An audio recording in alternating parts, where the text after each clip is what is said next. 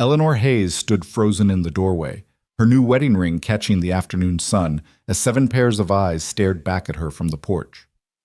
7 children. Not the 2 or 3 her husband had vaguely mentioned in his letters. Her heart hammered against her ribs as the smallest one, barely 4 years old, whispered, "Is she going to leave us like the others did?" This was supposed to be her fresh start, her escape from loneliness. But Daniel Mercer had lied. And now she had a choice that would define not just her future, but the lives of 7 innocent souls. Dear viewers, I invite you to follow Eleanor's extraordinary journey from a deceived bride to a fierce protector. Please comment below which city you're watching from. I love seeing how far these stories travel across the world. Now, let's begin. The Pennsylvania schoolhouse stood empty in the fading October light of 1883, its windows reflecting the orange glow of the nearby coal furnaces that dominated the skyline of Wilkes Barre. Eleanor Hayes remained at her desk long after her students had rushed home, their laughter echoing in the silence like ghosts of joy she couldn't quite grasp for herself. At 28, she had become what the townspeople whispered about, a spinster schoolmarm, married to her books and blackboard, destined to grow old alone in a world increasingly covered in coal dust. She traced her finger across the latest letter from her sister Charlotte in Boston. Another pregnancy announcement. Another reminder that life was passing her by while she conjugated verbs and taught arithmetic to children who would likely end up in the mines regardless of her efforts. The irony wasn't lost on her. She who loved children so deeply would never have any of her own. "Still here, Miss Hayes?" The voice startled her. Mr. Brennan, the school board superintendent, stood in the doorway, his expensive coat a stark contrast to the worn wooden frame. "Just finishing up some lesson plans," Eleanor replied, hastily folding Charlotte's letter. "You work too hard," he said, though his tone suggested this wasn't necessarily a compliment. "A woman your age should have other pursuits." Eleanor's jaw tightened. "My pursuit is education, Mr. Brennan." "Of course." He paused, his eyes roaming over her in a way that made her skin crawl. "Though I wonder if you might be more comfortable with different arrangements. My wife could use a companion, and the pay would be considerably better than what the school board offers." The implication hung in the air like smoke from the furnaces. Companion to his wife, or something else entirely? Eleanor had heard the rumors about Mr. Brennan and his household arrangements. "I'm perfectly content with my position, thank you," she said firmly, gathering her papers. "Think about it," he called after her as she brushed past him. "The offer won't stand forever." Eleanor's hands shook as she walked home through the coal-stained streets. The row houses pressed close together, their windows glowing with warm lamplight that only emphasized her solitary journey. Her small rented room above the bakery awaited. 1 chair, 1 plate, 1 cup, 1 narrow bed. The loneliness of it pressed down on her like a physical weight. That night, unable to sleep, she lit a candle and pulled out the newspaper her fellow teacher, Mary, had left on her desk. Mary was getting married next month to a railroad engineer, leaving Eleanor as the only unmarried teacher at the school. She flipped through the pages absently until an advertisement in the back caught her eye. "Respectable widower with children seeks kind, educated woman for marriage. Ranch property in Wyoming Territory. Must be willing to relocate and serve as mother to motherless children. Character references required. Sincere inquiries only." Eleanor read it 3 times. Wyoming. It might as well have been the moon, but there was something about the simple honesty of the advertisement that spoke to her. No flowery promises, no elaborate descriptions of wealth or beauty. Just a man who needed help raising his children. She thought of Mr. Brennan's oily smile, of the coal dust that seemed to settle into everything, turning even the snow gray before it hit the ground. She thought of Charlotte's letters, full of babies and dinner parties, and a life Eleanor would never have here. Before she could lose her nerve, she pulled out her writing paper. "Dear Sir," she began, her pen scratching in the candlelight, "I am writing in response to your advertisement." The letter she crafted was honest but careful. She described her experience as a teacher, her love of children, her desire for a family of her own. She didn't mention the loneliness that kept her awake at night, or the way the walls of Wilkes Barre seemed to close in more each year. She didn't write about Mr. Brennan or the way people looked at her with pity mixed with judgment. 3 weeks later, a response arrived. The handwriting was careful but unpracticed, the words simple and direct. Miss Hayes, your letter was a blessing I hadn't dared hope for. My name is Daniel Mercer. I own a cattle ranch outside Cedar Falls, Wyoming territory. I have children who need a mother's care, and I need a wife's partnership. I'm not a man of fancy words, but I promise you a good home, respect, and honesty in all dealings. If you're still willing, I'll send money for the train fare. We could be married upon your arrival if you find me suitable. Yours respectfully, Daniel Mercer. Eleanor read the letter by the light of the coal furnaces glowing outside her window. A good home.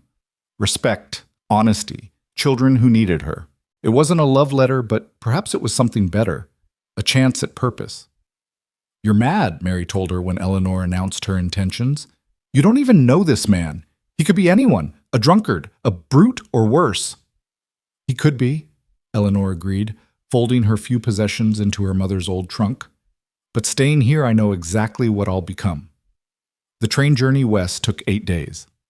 8 days of watching the landscape transform from the crowded, sooty cities of the east to the vast, empty plains that seemed to stretch into eternity. Eleanor had never seen so much sky. It frightened and thrilled her in equal measure. She shared a car with other women making similar journeys, some to join husbands who'd gone ahead to stake claims, others, like her, mail-order brides heading toward uncertain futures. There was a camaraderie among them, born of shared risk and desperate hope. My Henry sent me a photograph, said Agnes, a young woman from New Jersey, pulling out a worn daguerreotype. Handsome, isn't he? Eleanor nodded politely, though privately she thought Henry looked stern and unforgiving.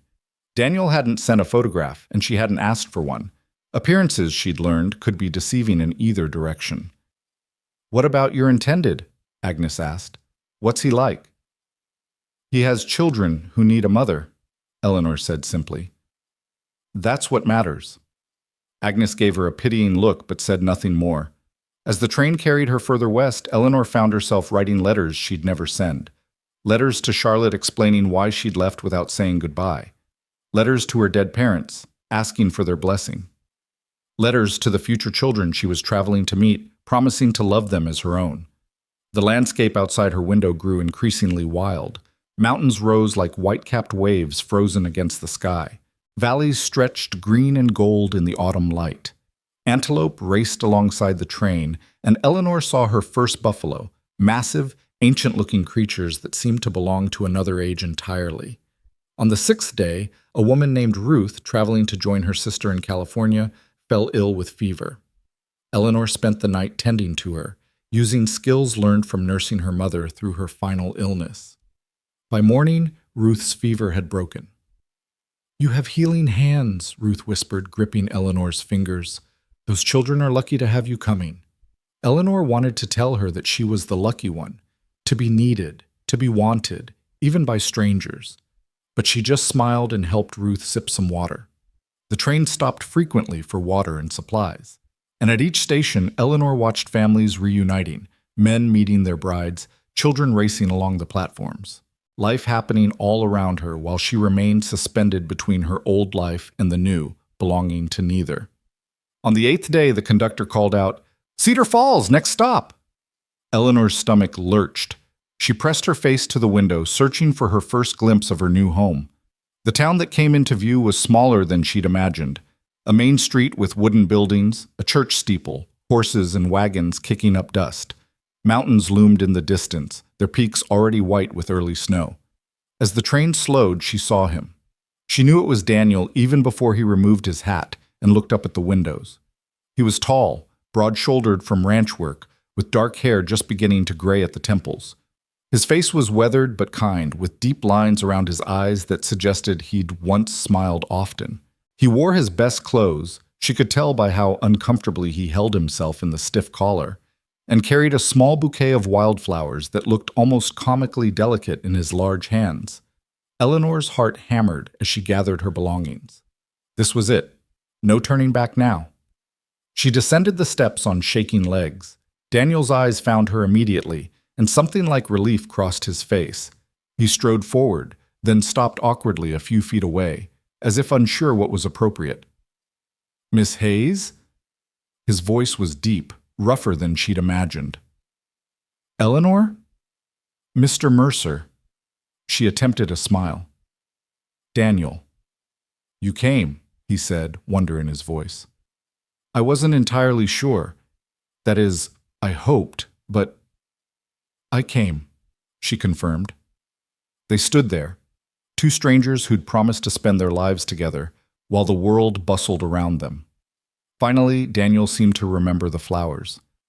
"These are for you." From the ranch. "The children picked them this morning before I left." The children. Eleanor took the bouquet, inhaling the sweet scent of prairie roses and something wild she couldn't name. "How are they?" "How many? You never said exactly how many." Something flickered across Daniel's face. Was it guilt? Worry? But before she could pursue it, he was taking her trunk from the porter and leading her toward a waiting wagon. "They're eager to meet you," he said, not quite answering her question. "But I thought, that is, if you're willing, we could stop by the church first." "Reverend Mills is expecting us." Eleanor's pulse quickened. "You want to marry today?" "Now?" Daniel stopped loading her trunk and turned to face her fully. For the first time, she saw the vulnerability in his eyes, the fear that she might refuse. "I know it's sudden," he said quietly. "But winter comes early here, and if we're not married, you can't stay at the ranch. It wouldn't be proper. But if you need time, if you want to wait, I can arrange a room at the boarding house." "No," Eleanor heard herself say. "No, I didn't come all this way to stay at a boarding house." Relief transformed his face, taking years off his weathered features. "You're sure?" Eleanor thought of the 8 days on the train, the letters they'd exchanged, the coal dust of Pennsylvania that still felt like it clung to her skin. "I'm sure." The church was small and white, sitting on a rise overlooking the town. Reverend Mills was a round man with kind eyes who didn't seem at all surprised to be performing such a sudden ceremony. His wife and the church caretaker served as witnesses. The ceremony was brief and simple. Daniel had no ring, but he'd fashioned one from a horseshoe nail, bent into a circle and polished until it shone. "It's temporary," he whispered as he slipped it onto her finger, "until I can get you a proper one." "It's perfect," Eleanor said, and meant it. There was something honest about it, something that felt more real than any gold band. When Reverend Mills pronounced them husband and wife, Daniel kissed her cheek so gently she barely felt it. His lips were chapped from the wind, and he smelled of leather and soap and something wild, like sage. They signed the register, Eleanor Hayes becoming Eleanor Mercer with a few strokes of a pen, and then they were walking back into the bright afternoon sun, married strangers about to begin their life together. The ride to the ranch took 3 hours. At first, Eleanor tried to fill the silence with chatter about her journey, but Daniel seemed content with quiet, responding with nods and occasional comments. It wasn't unfriendly, just unused to conversation, she realized. How long had he been without adult company? The landscape that unfolded around them was breathtaking.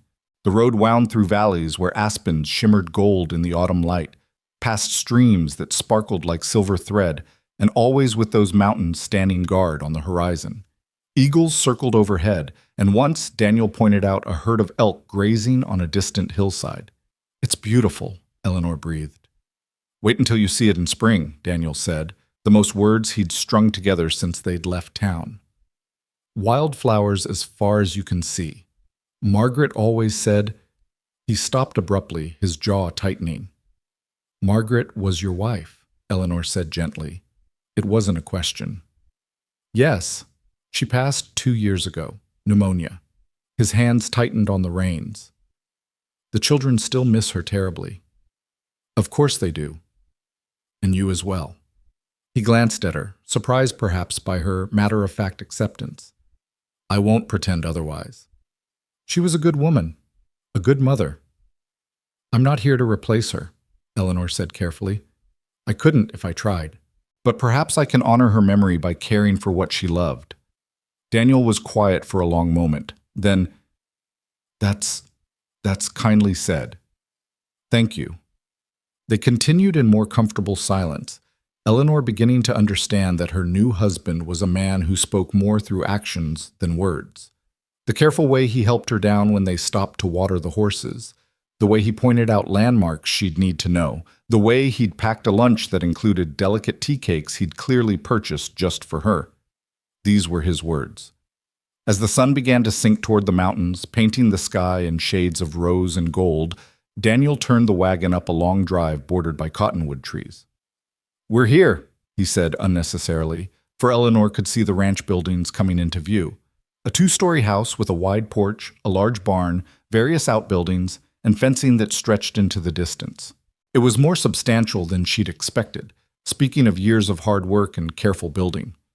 Smoke rose from the chimney, and lamplight glowed warm in the windows. It looked like a real home, something she hadn't had since her parents died. But it was what stood on the porch that made Eleanor's blood run cold. Children. Not 2 or 3, as she'd vaguely imagined from Daniel's careful letters. 7 children stood in a line, arranged by height like stair steps, the oldest perhaps 15, the youngest no more than 4. 7. The wagon rolled to a stop, and Eleanor couldn't move. She counted them again, certain she must be seeing wrong. But no. 7 faces stared back at her with expressions ranging from curiosity to suspicion to hope. Daniel cleared his throat. "Eleanor, 7. The word came out as barely a whisper. "You have 7 children." The oldest, a boy with Daniel's dark hair and serious expression, stepped forward. "Are you going to leave now?" he asked bluntly. The last one did, when she saw us all. "Thomas," Daniel's voice was sharp, "mind your manners." But Thomas didn't back down. His eyes, so like his father's, stayed fixed on Eleanor. "It's a fair question, Pa. Better to know now than after we get attached." The smallest child, a girl with tangled blonde curls, broke from the line and ran to grab Daniel's leg as he climbed down from the wagon. "Papa, is she our new mama? She's pretty." "Hush, Lily," said an older girl, perhaps 12, pulling the little one back. But her own eyes were wide with a hope that broke Eleanor's heart, even through her shock. Daniel turned to help Eleanor down, and she saw the guilt written plain across his face. "I should have told you," he said quietly. "I was afraid that I wouldn't come." Eleanor's voice was steadier than she felt. "Yes." She looked at the children again. 7. 3 had Daniel's dark hair and eyes, clearly his by blood. But the others, a red-headed boy who stood apart from the group, twin girls who couldn't be more than 8 with matching worried expressions, and the little blonde one, Lily.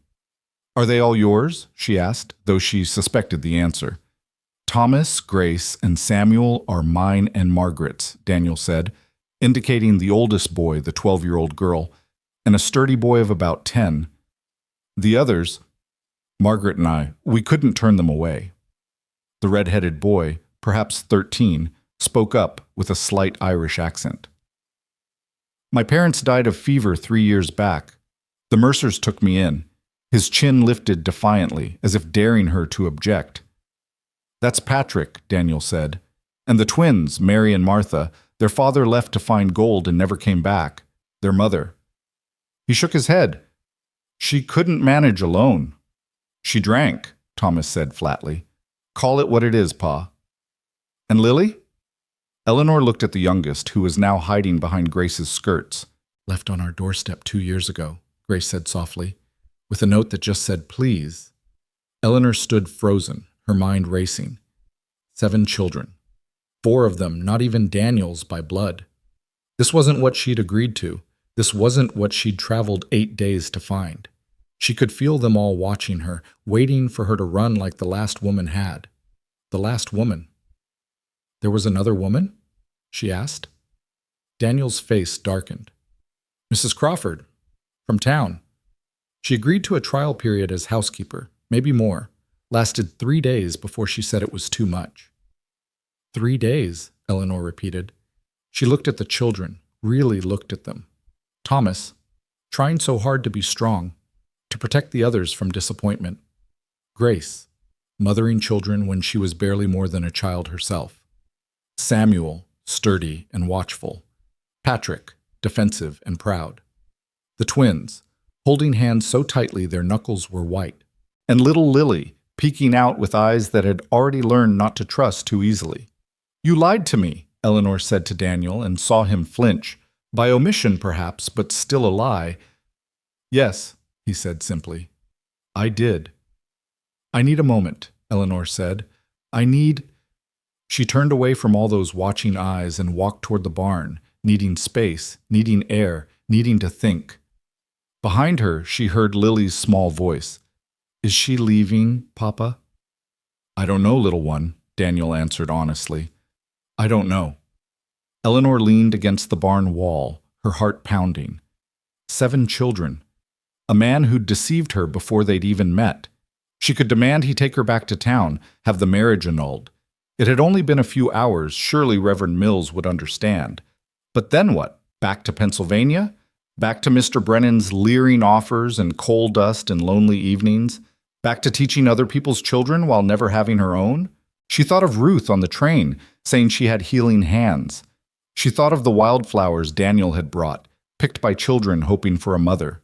She thought of that little girl left on a doorstep with nothing but please.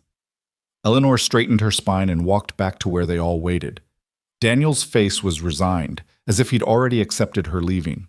The children had drawn closer together, a small band of orphans and half-orphans clinging to each other because that's all they had. "I need to know something," Eleanor said. "Are there any other surprises? Any other truths you've failed to mention?" "Yes," Daniel said, and she saw several of the children exchange worried glances. "Margaret's brother, Harold Whitmore. He's been trying to take the children, says I can't manage them alone, that they'd be better off elsewhere." "Where is elsewhere?" Eleanor asked. "His factory in Chicago," Thomas spit out. "He wants free labor." "Thomas," Daniel warned, but didn't contradict him. Eleanor felt something cold settle in her stomach. "He wants to take them all?" "Just the ones not mine by blood," Daniel said. "Says I have no legal claim. He's got lawyers. I've been fighting it, but without a wife, without a proper mother for them." "That's why you advertised," Eleanor said, understanding flooding through her. "Not just for help, but to keep them." "Would you have come if I told you that in a letter?" Daniel asked. "Would you have come knowing you'd be walking into a fight, 7 children, and a ranch that barely keeps us fed some months?" Eleanor looked at him, then at each of the children. They were all thin, she realized, clean and cared for, but thin. Their clothes were patched but neat. They were loved, that was clear, but life here was hard. "I need to know one more thing," she said. "Do you want me here? Really want me? Or am I just a convenient solution to your problems?" It was Grace who answered, stepping forward with tears streaming down her face. "We prayed for you," she said simply. "Every night since Papa wrote that advertisement, we prayed God would send us someone who could love us. All of us." Eleanor felt her own eyes burn. "All of you?" "Even me?" Patrick asked, his Irish accent thicker with emotion. "Even though I'm not really—" "You're really one of mine," Daniel said firmly. "Blood or not." "Even us?" one of the twins whispered. "Even Lily?" the little one asked, stepping out from behind Grace's skirts. Eleanor knelt down, her decision made not by her head, but by something deeper, something that recognized need when she saw it. "Especially Lily," she said, opening her arms. The little girl flew into them, and suddenly Eleanor was surrounded by children. Even Thomas, trying so hard to be grown, had tears on his face as he awkwardly patted her shoulder. Daniel stood apart, watching with an expression she couldn't read. "I'm staying," Eleanor said over the children's heads. "But there will be conditions." "Name them," Daniel said quickly. "No more lies, ever, about anything." "Agreed." "I'm their mother now." "All of them. That means my word carries weight in this house." "Of course. And we fight for them. All of them. Whatever it takes to keep Harold Whitmore away." For the first time since she'd arrived, Daniel smiled. It transformed his face, showing her the man he must have been before grief and worry wore him down. "With everything I have," he promised. Then let's go inside, Eleanor said, standing with Lily still clinging to her. It's getting cold, and I want to see my new home. Our home, Grace corrected shyly. Our home, Eleanor agreed. As they walked toward the house, Thomas fell into step beside her. You're not what I expected, he said quietly. What did you expect? Someone who'd run, he admitted, or someone who'd pretend to care until Harold's threat passed. And now? Thomas was quiet for a moment. Now I think maybe our prayers were answered after all. The house was warm and clean, though Eleanor could see the signs of children trying to manage without proper supervision. Dishes not quite clean enough, floors swept but not mopped, laundry done but not well. Grace had prepared dinner, a simple stew that was more water than meat, bread that was slightly burned on the bottom. They all watched anxiously as Eleanor took her first bite. It's good, she said, and meant it. It was made with love and effort, and that mattered more than perfection. Grace, you've done wonderfully keeping everyone fed. The girl blushed with pleasure. Mama taught me before I try to remember everything. Tell me about her, Eleanor said, and felt the room relax. Tell me about your mother. And they did. Over that simple meal, the walls began to come down. They told her about Margaret's garden, now gone to weeds, her quilting frame in the attic, how she sang while she worked and told stories at bedtime, how she'd taken in Patrick, the twins, and Lily without hesitation, despite barely having enough for her own children. She sounds wonderful, Eleanor said honestly. I hope I can be half the mother she was. You're different, Samuel said thoughtfully. He'd been quiet most of the evening, observing. But maybe different is okay. After dinner, Eleanor helped Grace with the dishes while Daniel got the younger children ready for bed. She could hear him upstairs, his deep voice gentle as he responded to their questions and requests. He tries, Grace said quietly, following Eleanor's gaze to the ceiling. He works from dawn to past dusk, then comes in and tries to be both father and mother. It's killing him slowly. It won't kill him anymore, Eleanor said firmly. He has help now. Grace studied her. You really mean to stay, don't you? Even knowing about Uncle Harold? Tell me more about Harold, Eleanor said. Grace's face darkened. He never approved of Mama. Said she was too soft, taking in strays. When she died, he said Papa had gone mad with grief, that the ranch would fail, that the children would be better off with him. In his factory. He owns 3 factories. Children work cheaper than adults. Grace's voice was bitter. Papa showed us the letters from his lawyers. Uncle Harold would provide for our education and welfare. Education being learning to work machines, welfare being a cot in a dormitory, and 2 meals a day. Eleanor's hand stilled on the dish she was drying. Over my dead body, she said quietly. Grace looked at her with something like hope. You'll fight him? With everything I have, Eleanor promised. But first, we need to make this ranch successful enough that no judge would consider his claim. And that means all of us working together. When Daniel came back downstairs, Eleanor was examining the household ledgers Grace had shyly produced. We're barely making ends meet, Eleanor observed. Daniel's jaw tightened.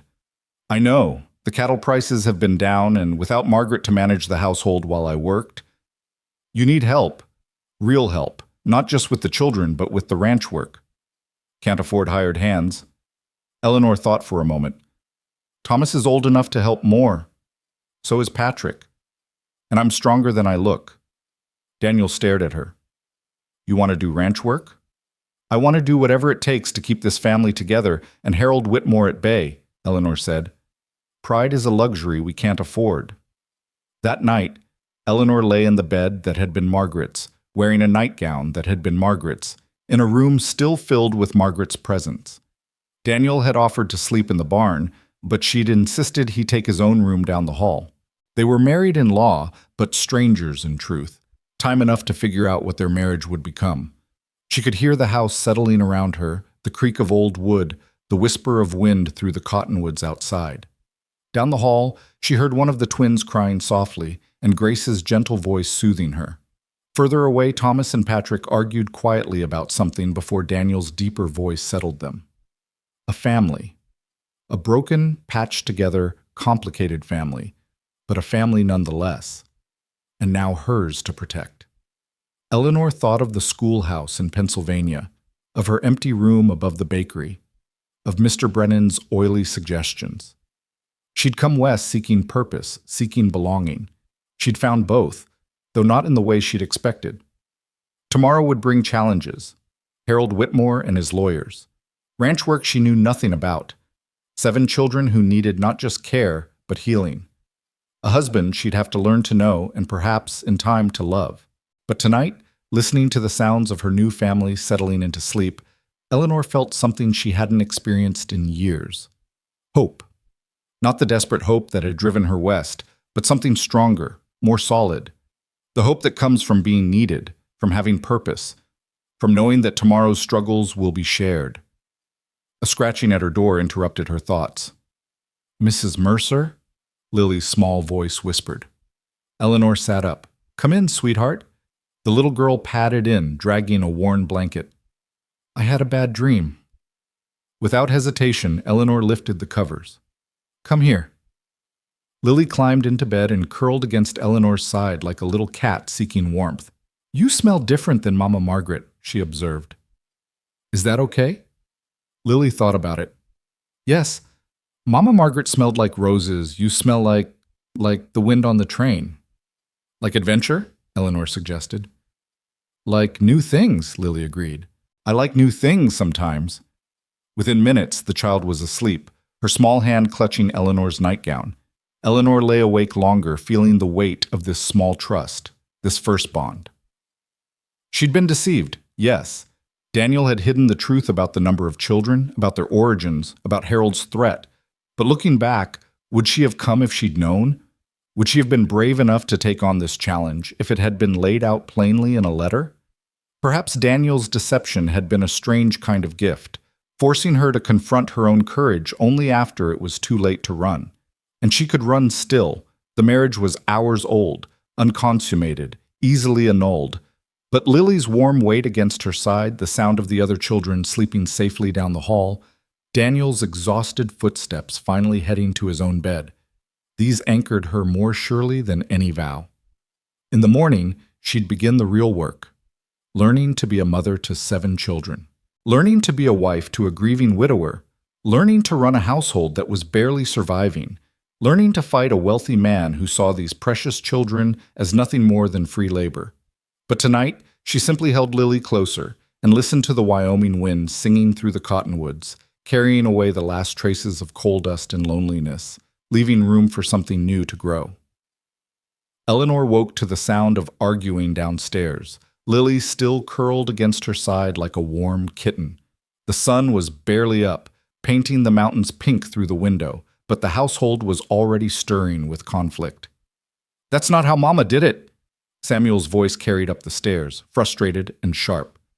"Well, Mama's not here, is she?" Thomas shot back, his tone carrying the weight of too much responsibility. "And unless you want to eat raw biscuits again, you'll let me do it my way."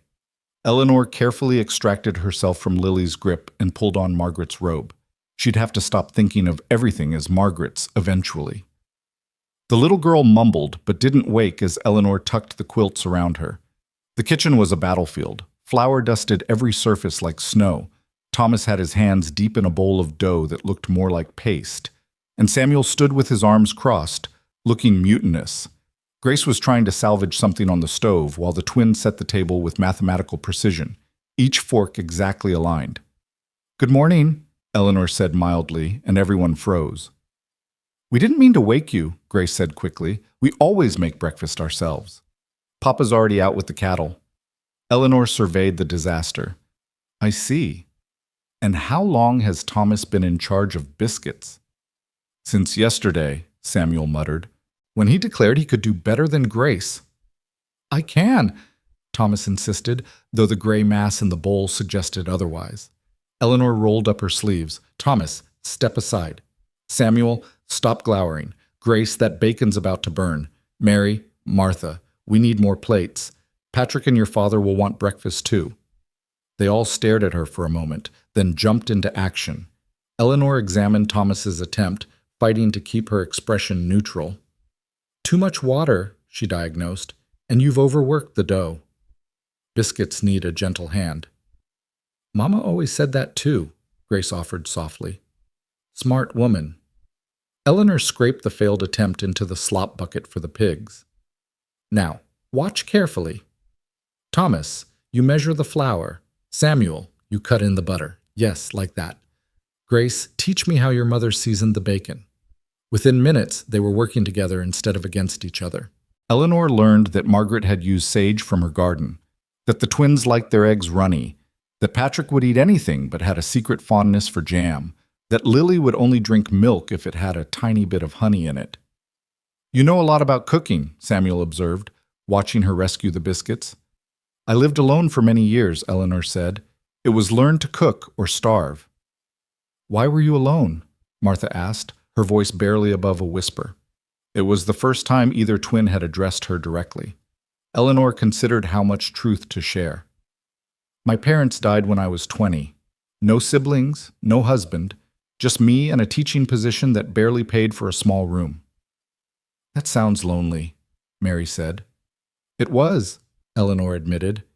Very lonely. Is that why you answered Papa's advertisement? Thomas asked, trying to sound casual, but clearly very interested in the answer. Partly, but mostly because I wanted to be needed, to be part of something bigger than just myself. And now you got more bigger than you bargained for, Thomas said with a wry smile that made him look older than his 15 years.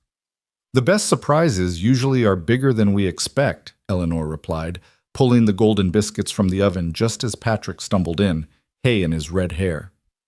I milked Bessie, he announced, setting a pail on the counter.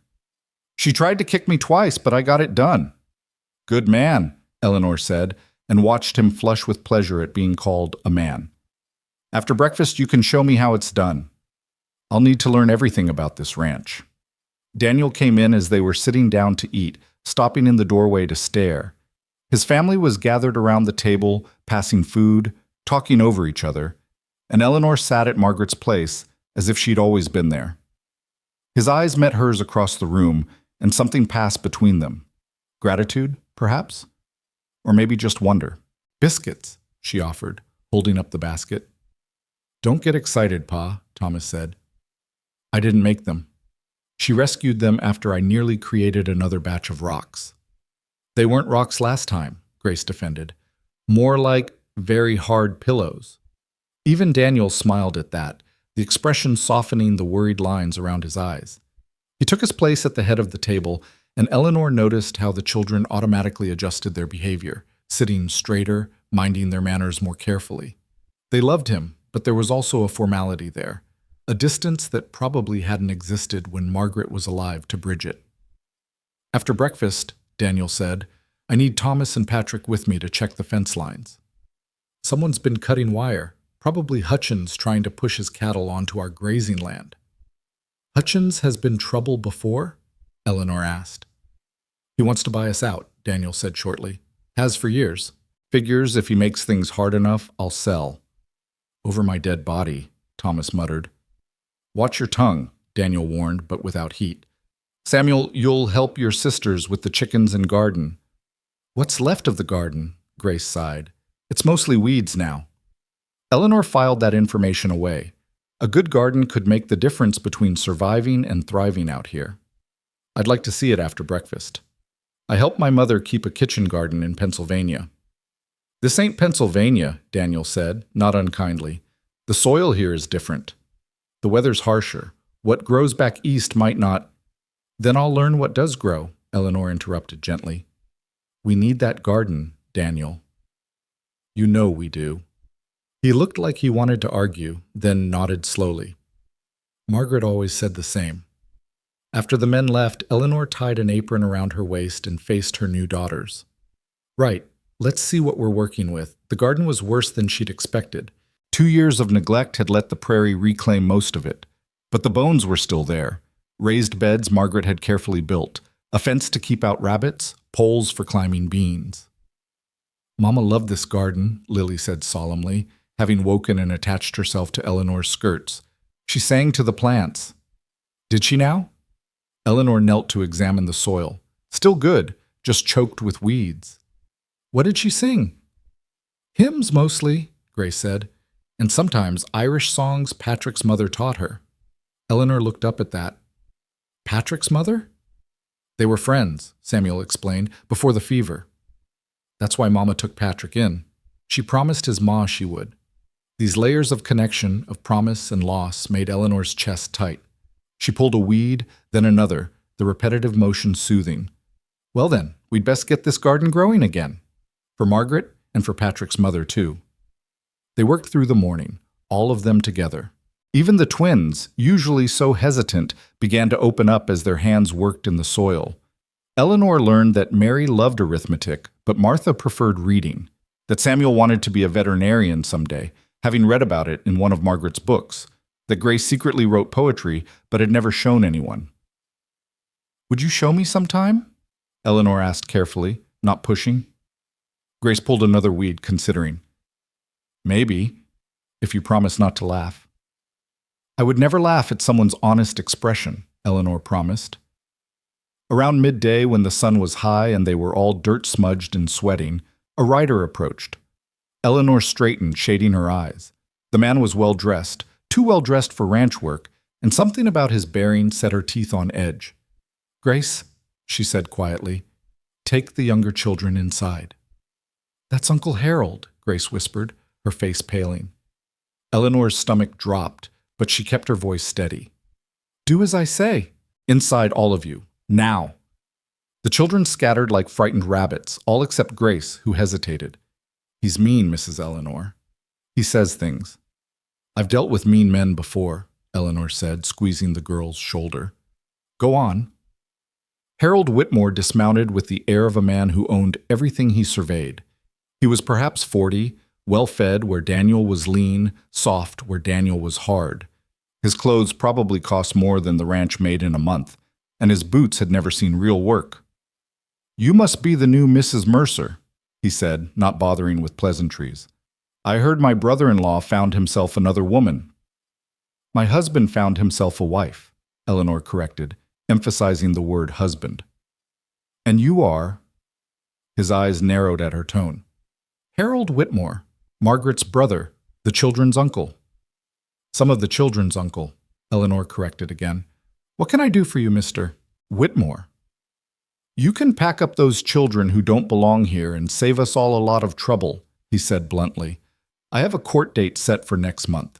Judge Morrison is sympathetic to my cause. Those children need proper care, proper education, proper opportunities. They have all of that here. Harold laughed, an ugly sound. Do they? Look around you, Mrs. Mercer. This ranch is failing. Those children are one bad winter away from starvation. I can provide them with steady work, clean beds, regular meals.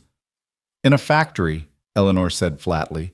You want to put children to work in a factory. Honest work never hurt anyone. Better than scratching in the dirt out here, pretending this is sustainable. He stepped closer, and Eleanor caught the scent of expensive cologne barely masking something rotten underneath. I'll make you a deal. Convince Daniel to give up the strays willingly, and I'll make it worth your while. Say, $500? That would go a long way toward fixing up this place for his real children. Eleanor felt rage rise in her throat like bile. Those children are all real, Mr. Whitmore. Every single one of them. Sentiment doesn't put food on the table. Neither does working children 12 hours a day for pennies, Eleanor shot back. I know what happens in those factories. I've seen the children who come out of them, if they come out at all. Harold's face darkened. You've been here less than a day. You don't know. I know enough, Eleanor interrupted. I know a man who sees children as property when I meet one. I know someone who values money over family. And I know you'll have to go through me to get to any of those children. You think you're tough? Harold sneered. Margaret thought she was tough too. Look how that ended. The implication hung in the air like a threat. Eleanor stepped forward, her chin raised. Are you suggesting something about Margaret's death? Pneumonia's a terrible thing, Harold said with false sympathy. Comes on so sudden sometimes, especially when someone's worn down, exhausted, trying to do too much. He looked meaningfully at the garden, the house, the vast ranch stretching beyond. Would be a shame if history repeated itself. Before Eleanor could respond, Daniel's voice cut across the yard like a whip. "Get off my land, Harold!" He was riding in fast with Thomas and Patrick, and Eleanor had never been so glad to see anyone. Daniel dismounted before his horse had fully stopped, putting himself between Eleanor and Harold. "Just having a friendly chat with your new bride," Harold said smoothly, explaining the situation. "The situation is that you're trespassing," Daniel said, his hand moving to rest on the gun at his hip, "and threatening my wife." "I made no threats, just observations." Harold moved toward his horse. "1 month, Daniel. Judge Morrison expects you in court in 1 month. Better start saying your goodbyes to the extra mouths you've been feeding." He mounted and looked down at them with contempt. $500, Mrs. Mercer. The offer stands, though it might go down if you wait too long." After he rode off, Daniel turned to Eleanor, his face tight with worry. "Are you all right? Did he?" "He offered me money to convince you to give up the children," Eleanor said steadily. $500. Daniel's face went white. "Eleanor, if you think for one moment that I would even consider—" "No!" Daniel grabbed her shoulders, then seemed to realize what he was doing and let go quickly. "No, I don't think that. Most people would. $500 is more than the ranch makes in a good year." "I'm not most people," Eleanor said, "and those children aren't for sale." Thomas and Patrick had stayed mounted, watching, but now Thomas spoke up. "She stood up to him, Pa. We saw from the ridge. Didn't back down an inch." "That was foolish," Daniel said, but his eyes were warm as he looked at her. "Harold's dangerous when crossed." "So am I," Eleanor said quietly. "He just doesn't know it yet." That evening, after dinner, Eleanor found Daniel in his study, a small room off the kitchen where he kept the ranch books and Margaret's sewing machine. He was staring at a stack of legal papers, his head in his hands. "May I?" she asked from the doorway. He gestured to a chair. "It doesn't look good. Harold has lawyers from Chicago. He's claiming I'm an unfit guardian, that the ranch is failing, that the children would be better served in his care." Eleanor picked up one of the papers, scanning it. The legal language was dense, but the meaning was clear. Harold was building a case that Daniel couldn't provide for the children.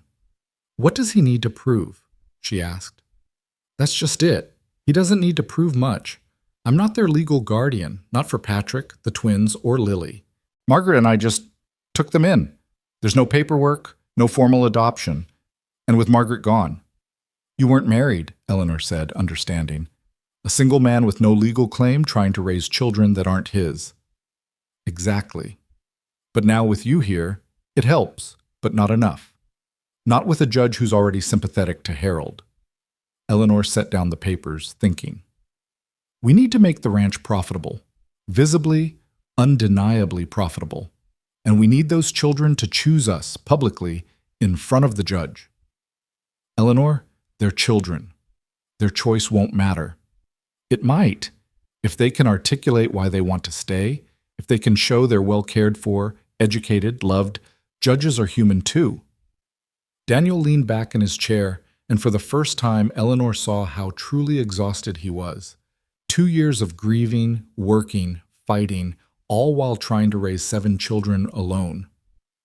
"Why?" he asked suddenly. "Why do you care so much?" "You just met them. You could have that $500 and—" "Do you really not understand?" Eleanor interrupted. "Daniel, I've been alone most of my adult life. I've been where those children are, orphaned, unwanted, trying to find where I belong. But I was lucky. I had education, opportunities. These children, if Harold takes them, they'll never have a chance at real life. They'll be worked until they break, then discarded." She moved to the window, looking out at the stars beginning to appear over the mountains. "Besides, I made them a promise this morning. All of them. I said I was their mother now. I don't break promises." Daniel was quiet for a long moment, then, "Margaret would have liked you." "Tell me about her," Eleanor said, turning back to him. "Not the saint everyone makes her out to be. The real woman." Daniel smiled, a sad but genuine expression. "She had a terrible temper. Threw a pot at me once when I tracked mud through her clean kitchen. She couldn't carry a tune to save her life, but sang anyway. She cried over every animal we had to slaughter for food, but would eat the meat anyway because we needed it. She gave away our last dollar more times than I could count because someone else needed it more. He paused. She would have given Harold hell for threatening you today. She sounds wonderful, Eleanor said honestly. I wish I could have known her. She was dying when she made me promise, Daniel said suddenly. The pneumonia had taken hold and she knew. She made me promise to keep the children together, all of them, to find them a mother who would love them like she did. He looked at Eleanor with wonder. I think somehow she knew you were coming. Eleanor felt tears prick her eyes. Daniel! A crash from upstairs interrupted them, followed by shouting and what sounded like Lily crying. They both rushed up to find Thomas and Patrick in a full brawl, rolling on the floor while the other children pressed against the walls in alarm. Stop! Daniel roared, pulling the boys apart. What in blazes is going on?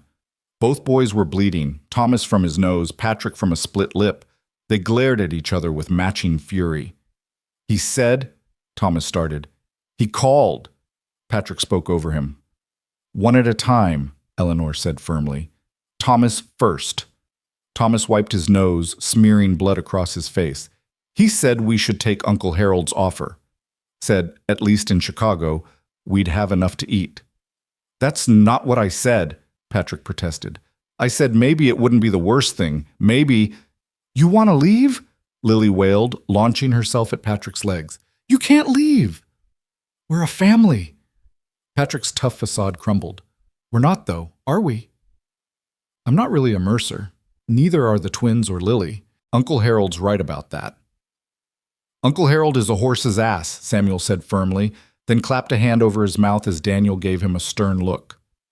Language, Daniel warned, though his lips twitched. Eleanor knelt in front of Patrick, taking his face in her hands and forcing him to look at her. Listen to me, Patrick O'Brien. You are absolutely a Mercer. You know why?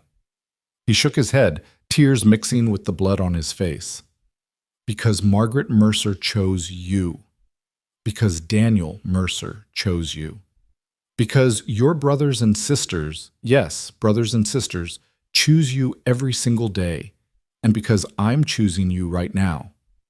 But the judge will see a young man who's brave enough to stand with his family even when someone's trying to tear them apart. He'll see someone who gets up at dawn to milk an ornery cow because his family needs him to.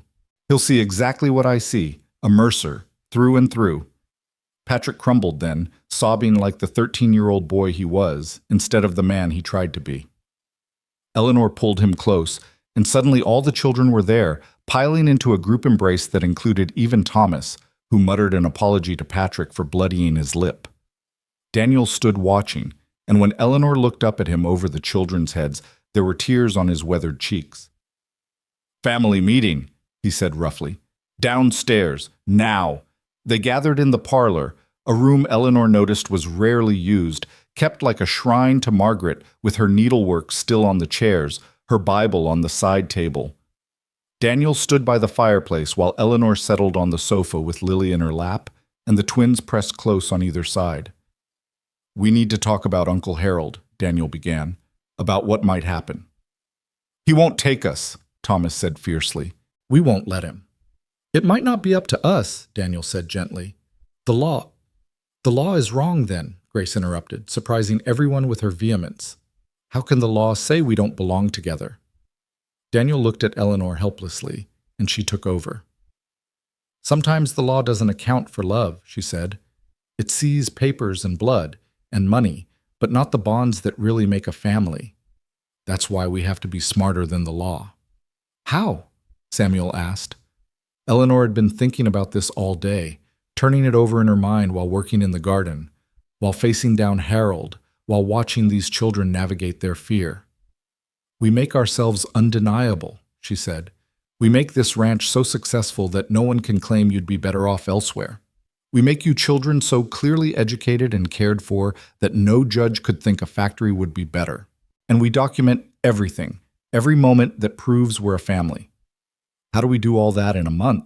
Thomas asked skeptically. Together, Eleanor said simply. We work together. Thomas and Patrick, you're taking on more ranch duties to free your father for the bigger work. Grace, you and I are going to make this household run so smoothly that anyone who visits will be amazed. Samuel, you're going to help with the books. I saw you doing figures earlier, and you're quick with numbers. Mary and Martha, we're going to need your help with the garden and chickens, making us as self-sufficient as possible. What about me? Lily asked in a small voice. Eleanor hugged her closer.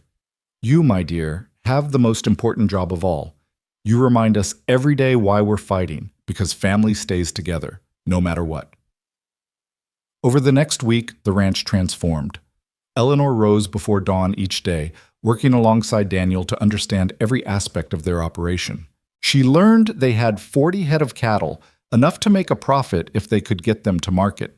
She learned the chickens could produce more eggs than the family needed, which could be sold in town. She learned the garden, once properly restored, could provide not just for their table but for preserving and possibly selling. Thomas and Patrick worked themselves to exhaustion each day. Their rivalry transformed into competition over who could work harder. Grace took over the household management with Eleanor's guidance, creating schedules and systems that Margaret had never needed because she'd done everything through memory and instinct. Samuel proved brilliant with numbers, finding errors in Daniel's books that had been costing them money for months. The twins emerged from their shells slowly, revealing distinct personalities. Mary was bold when she felt safe, full of ideas and plans, while Martha was observant, noticing everything and recording it in a journal Eleanor had given her. For the judge, Martha explained seriously, evidence that we're happy.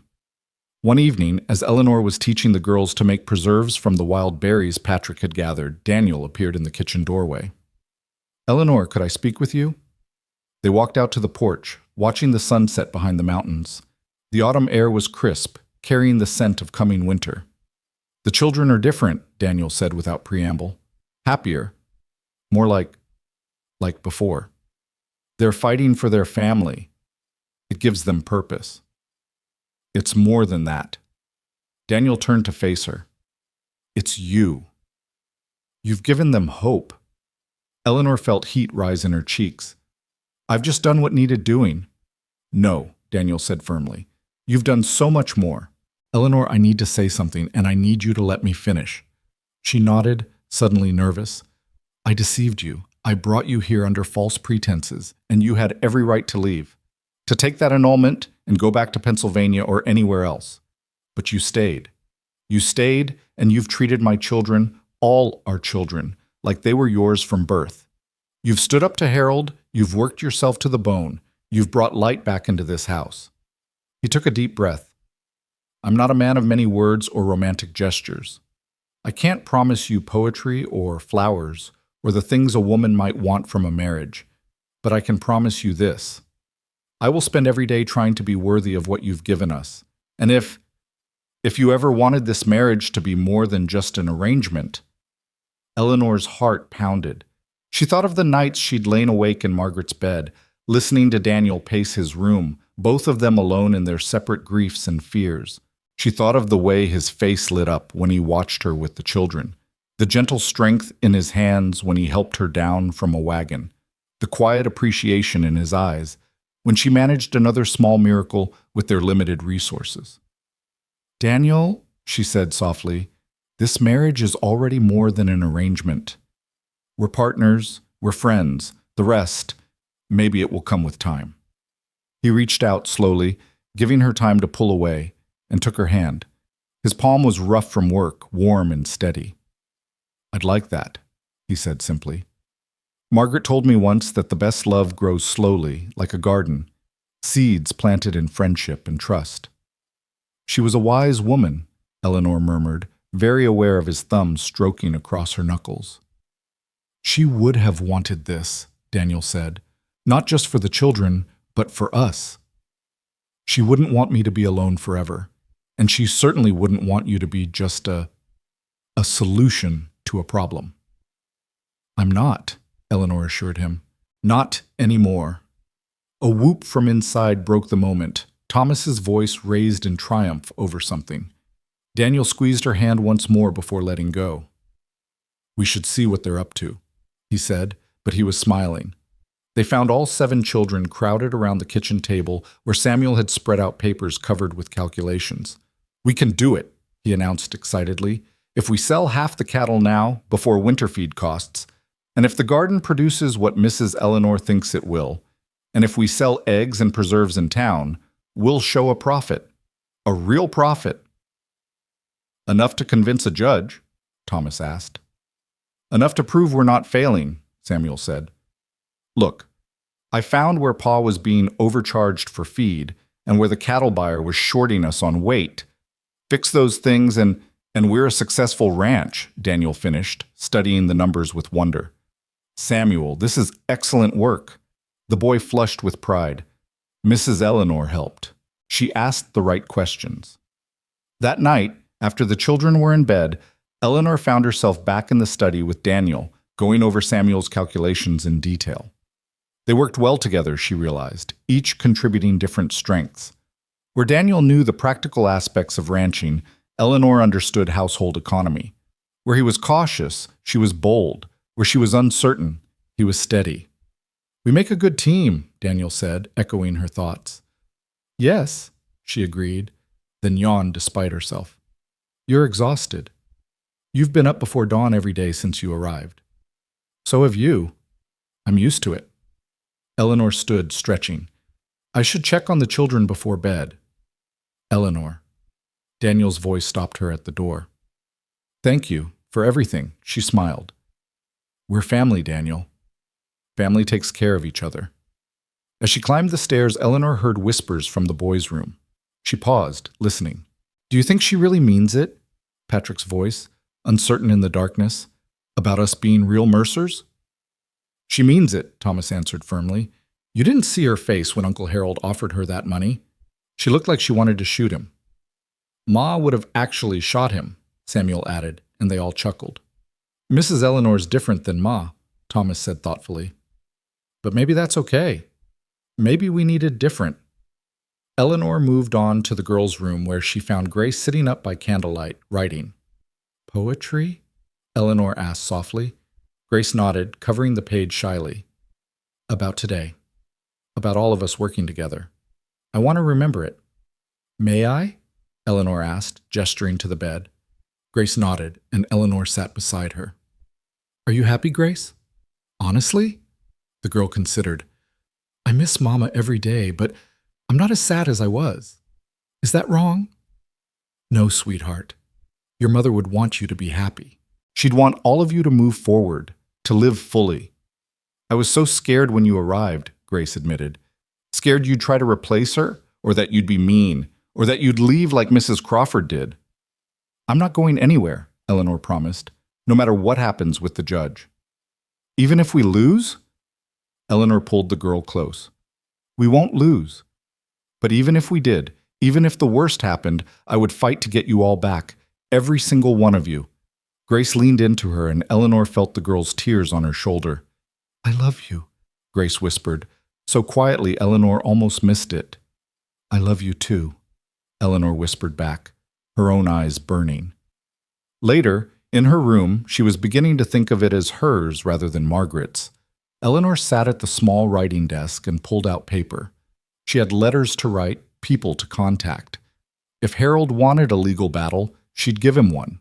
The first letter was to her old friend from Teachers College, now married to a lawyer in Denver. The second was to the newspaper in Cheyenne, suggesting they might be interested in a story about a ranch family fighting to stay together. The third was to Reverend Mills, asking him to write a character reference. As she wrote, she heard footsteps in the hall, then a soft knock. "Come in," she called. Daniel entered, looking uncomfortable. "I saw your light. I wanted to... That is, I thought." He held out a small box. This was Margaret's. "I thought you should have it." Eleanor opened the box to find a simple gold wedding band, worn smooth with years of wear. "It was her mother's before it was hers," Daniel explained. "I know you have the nail ring, and if you prefer that..." "It's beautiful," Eleanor interrupted, slipping off the nail ring and trying on the gold band. It fit perfectly. "Are you sure?" "She would want you to have it. You're the mother of her children now, all of them, Eleanor stood and reached up to kiss his cheek. Thank you, Daniel, for trusting me with them, with all of this. He caught her hand as she pulled back. Eleanor, I need to tell you something. Harold, he might bring up things about Margaret's death, suggest things. What kind of things? Daniel's face was grim. She was worn down when she got sick. We'd had a hard winter, supplies were low, and she gave most of her food to the children. Harold knew about it. He visited just before she fell ill. He said terrible things about the children, about our choices. Margaret was so upset she made herself sick with worry, and when the pneumonia came, You think he contributed to her death, Eleanor said, understanding. I think he broke her spirit when her body was already weak, and now he wants to profit from it by taking the children she died protecting. Eleanor's jaw set. Over my dead body. That's what I'm afraid of, Daniel said quietly. Eleanor, if things get too dangerous, if Harold threatens you directly, then he'll learn that Pennsylvania school teachers are made of sterner stuff than he imagines, Eleanor said firmly. Daniel, I'm not Margaret. I'm not delicate or gentle or worn down. I'm stubborn and fierce, and I've been fighting my whole life just to survive. Harold Whitmore doesn't scare me. Daniel studied her face in the lamplight. No, I don't believe he does. God help him. Eleanor smiled. Now, go to bed. Tomorrow we start preparing for war. The next morning brought an unexpected visitor. Eleanor was teaching the younger children their letters at the kitchen table when she heard horses approaching, multiple horses moving fast. Daniel was out with the older boys checking the cattle, leaving her alone with the girls and Lily. Stay here, she told them, grabbing the shotgun from above the door. Daniel had taught her to shoot just yesterday, and though she prayed she wouldn't need it, the weight of it in her hands was reassuring. But the man who dismounted was no threat. He was elderly, well-dressed, but in practical clothes rather than Harold's ostentatious style, with sharp blue eyes that missed nothing. Two younger men remained mounted behind him. Mrs. Mercer. He removed his hat politely. I'm Judge Morrison. I understand there's to be a hearing regarding the custody of several children in your care. Eleanor's heart sank. The judge himself, come to spy out the land before the hearing. She lowered the shotgun but didn't put it away entirely. Your Honor, I wasn't expecting you. I like to see situations for myself, he said mildly. May I come in? Eleanor had no choice but to step aside. Of course. Though my husband isn't here at present. It's you I wanted to meet, Judge Morrison said, entering the kitchen where the children sat frozen at the table. His gaze swept over them, Grace trying to look mature, the twins clinging to each other, Lily half hidden behind her slate. And these young ones? Girls, this is Judge Morrison, Eleanor said carefully. Grace, would you put on some coffee for our guest? Grace jumped up, grateful for something to do. The judge settled himself at the table, his presence filling the room despite his mild manner. You've been here less than 2 weeks, I understand, he said to Eleanor. Yes, Your Honor. And yet you've taken on the responsibility of 7 children, 4 of whom have no legal connection to your husband. They have every connection that matters, Eleanor said firmly. The judge's eyebrows rose. Oh? And what connections would those be? Before Eleanor could answer, Lily piped up from behind her slate. Love connections. Lily, hush, Grace whispered, but the judge smiled. Love connections, he repeated. Tell me about those, little one. Lily, never shy once she started talking, set down her slate. Papa loves us and Mrs. Eleanor loves us, and we love them and each other. That's more connections than fingers. She held up both hands to demonstrate. I see, the judge said gravely. And you're learning your letters. Mrs. Eleanor is teaching us. Look, Lily showed him her slate where she'd carefully written family in wobbly letters. That's our word today. Martha, usually silent around strangers, suddenly spoke. She teaches us different than the town teacher did. Better. How so? The judge asked. Martha looked at Eleanor for permission, then continued. She teaches us things we can use. How to figure the cost of feed, how to write letters for business, how to read contracts so no one can cheat us. Practical education, the judge mused. And what about you? He looked at Mary. What do you learn? Mary straightened. Everything. Mrs. Eleanor says girls need to know everything boys know, plus more, because the world's harder for girls. Is that so? The judge looked at Eleanor with interest. That's quite a progressive view. It's a realistic view, Eleanor said. These girls might need to support themselves someday. They should be prepared. Even if they work in factories? The judge asked pointedly. Eleanor met his gaze steadily. Especially then, so they can read their contracts, understand their wages, and know when they're being cheated. Judge Morrison studied her for a long moment, then pulled out a small notebook. Tell me, Mrs. Mercer, what do you know about Harold Whitmore's factories?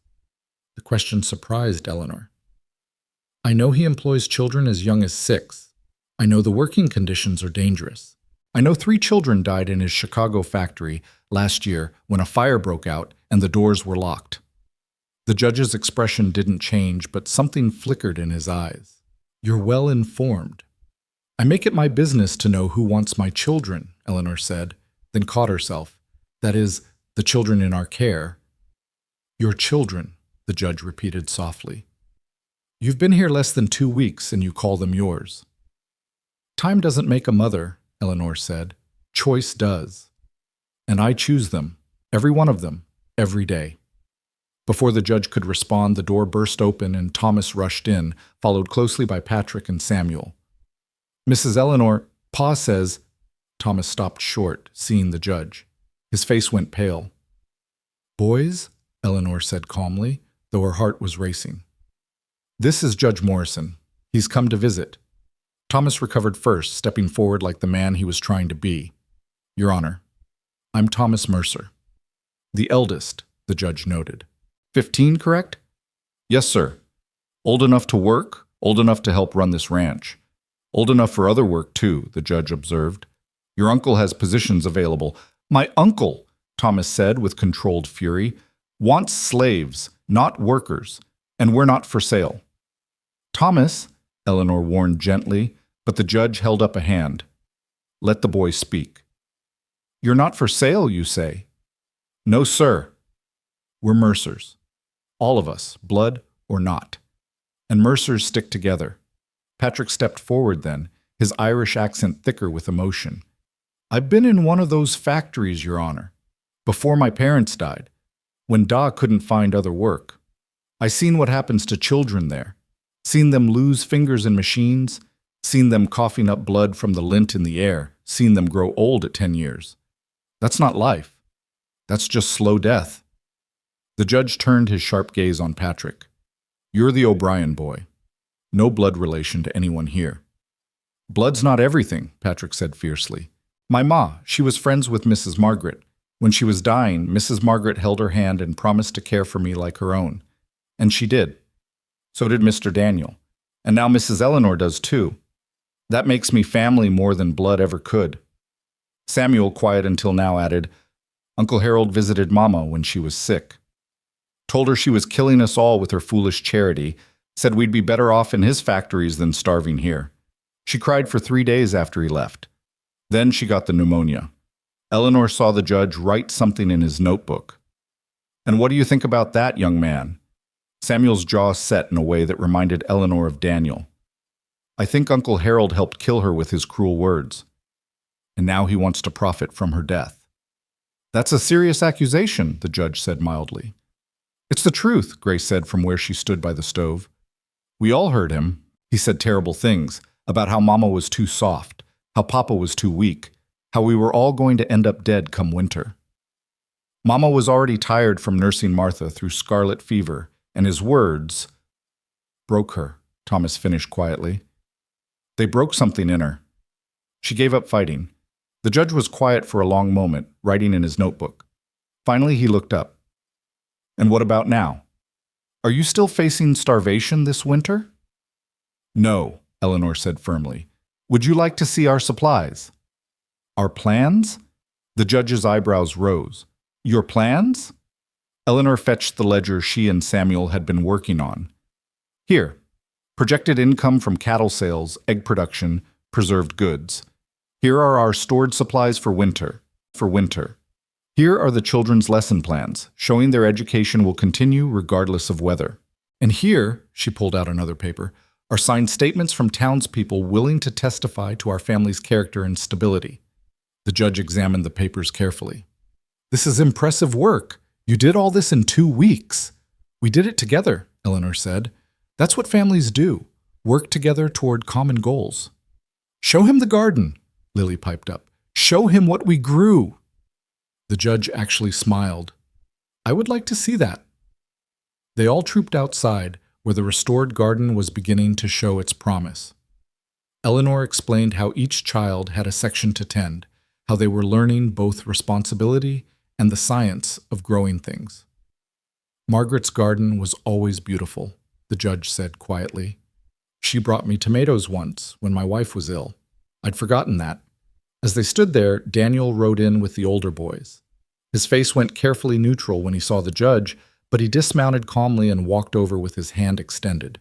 Judge Morrison, welcome to our home. Daniel.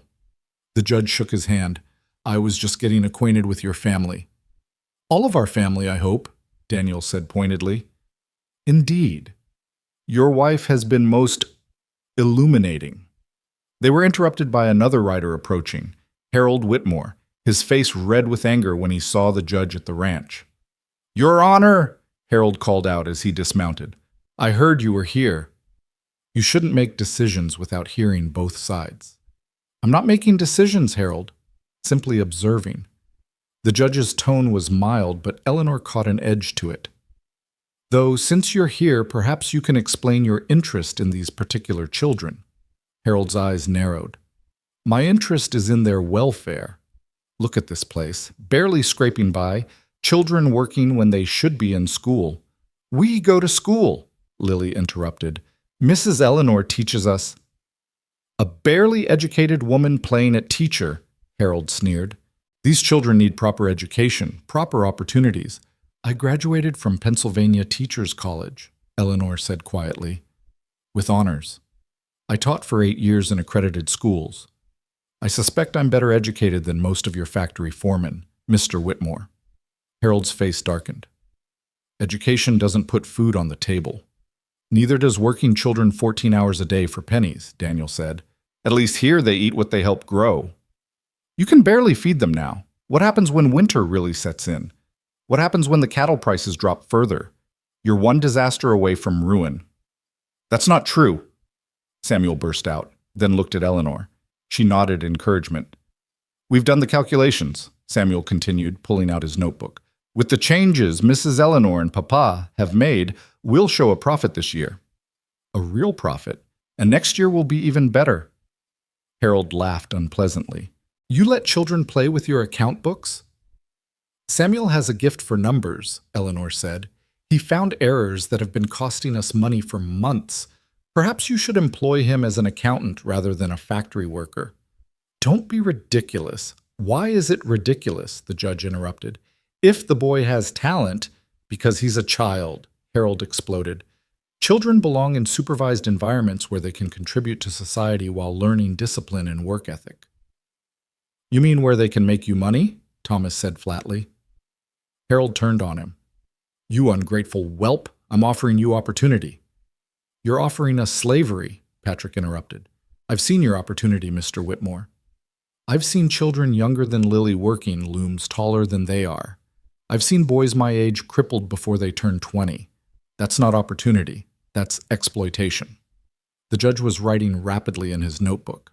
Strong words, young man. True words, Patrick said firmly. Ask anyone who's worked in his factories. If you can find one who'll speak honestly without fear of losing their position. Harold's face was purple now. These children have been poisoned against me by this woman. He pointed at Eleanor. These children, Eleanor said coldly, have minds of their own. They can see the difference between love and greed, between family and commerce.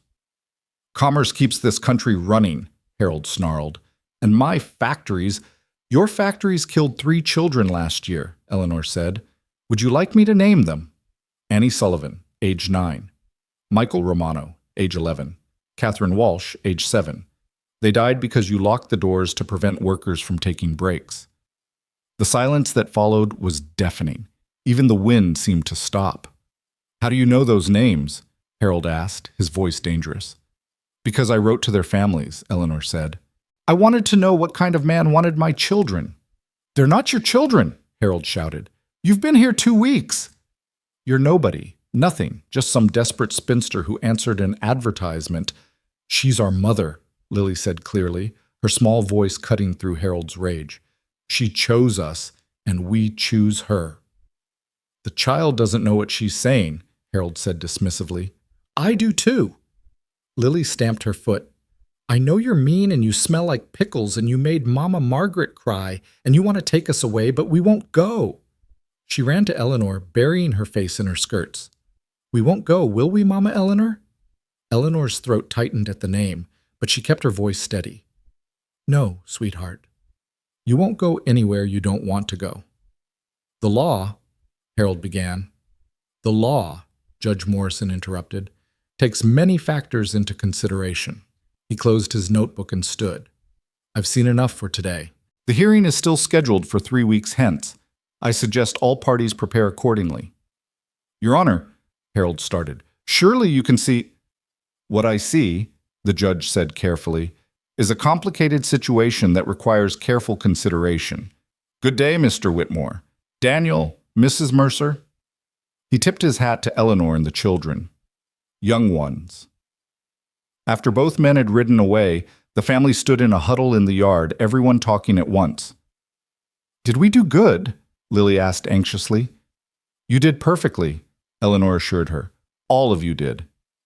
"He seemed to listen," Grace said hopefully. "Really listen." "But Uncle Harold was so angry," Martha whispered. "What if he does something?" Daniel's face was grim. "We stay alert. We stay together. And we keep working toward that hearing." That evening, Eleanor was surprised to find Daniel had moved his things into the barn. "What are you doing?" she demanded, finding him spreading blankets in an empty stall. "Harold made threats today," Daniel said, not meeting her eyes. "Veiled ones, but threats nonetheless. If something happens, you and the children are in the house, safer together. And you're out here alone? Absolutely not. Eleanor." "No." She crossed her arms. "We're stronger together. All of us. You said it yourself. Besides, how would it look to the judge if he learned you were sleeping in the barn?" Daniel flushed.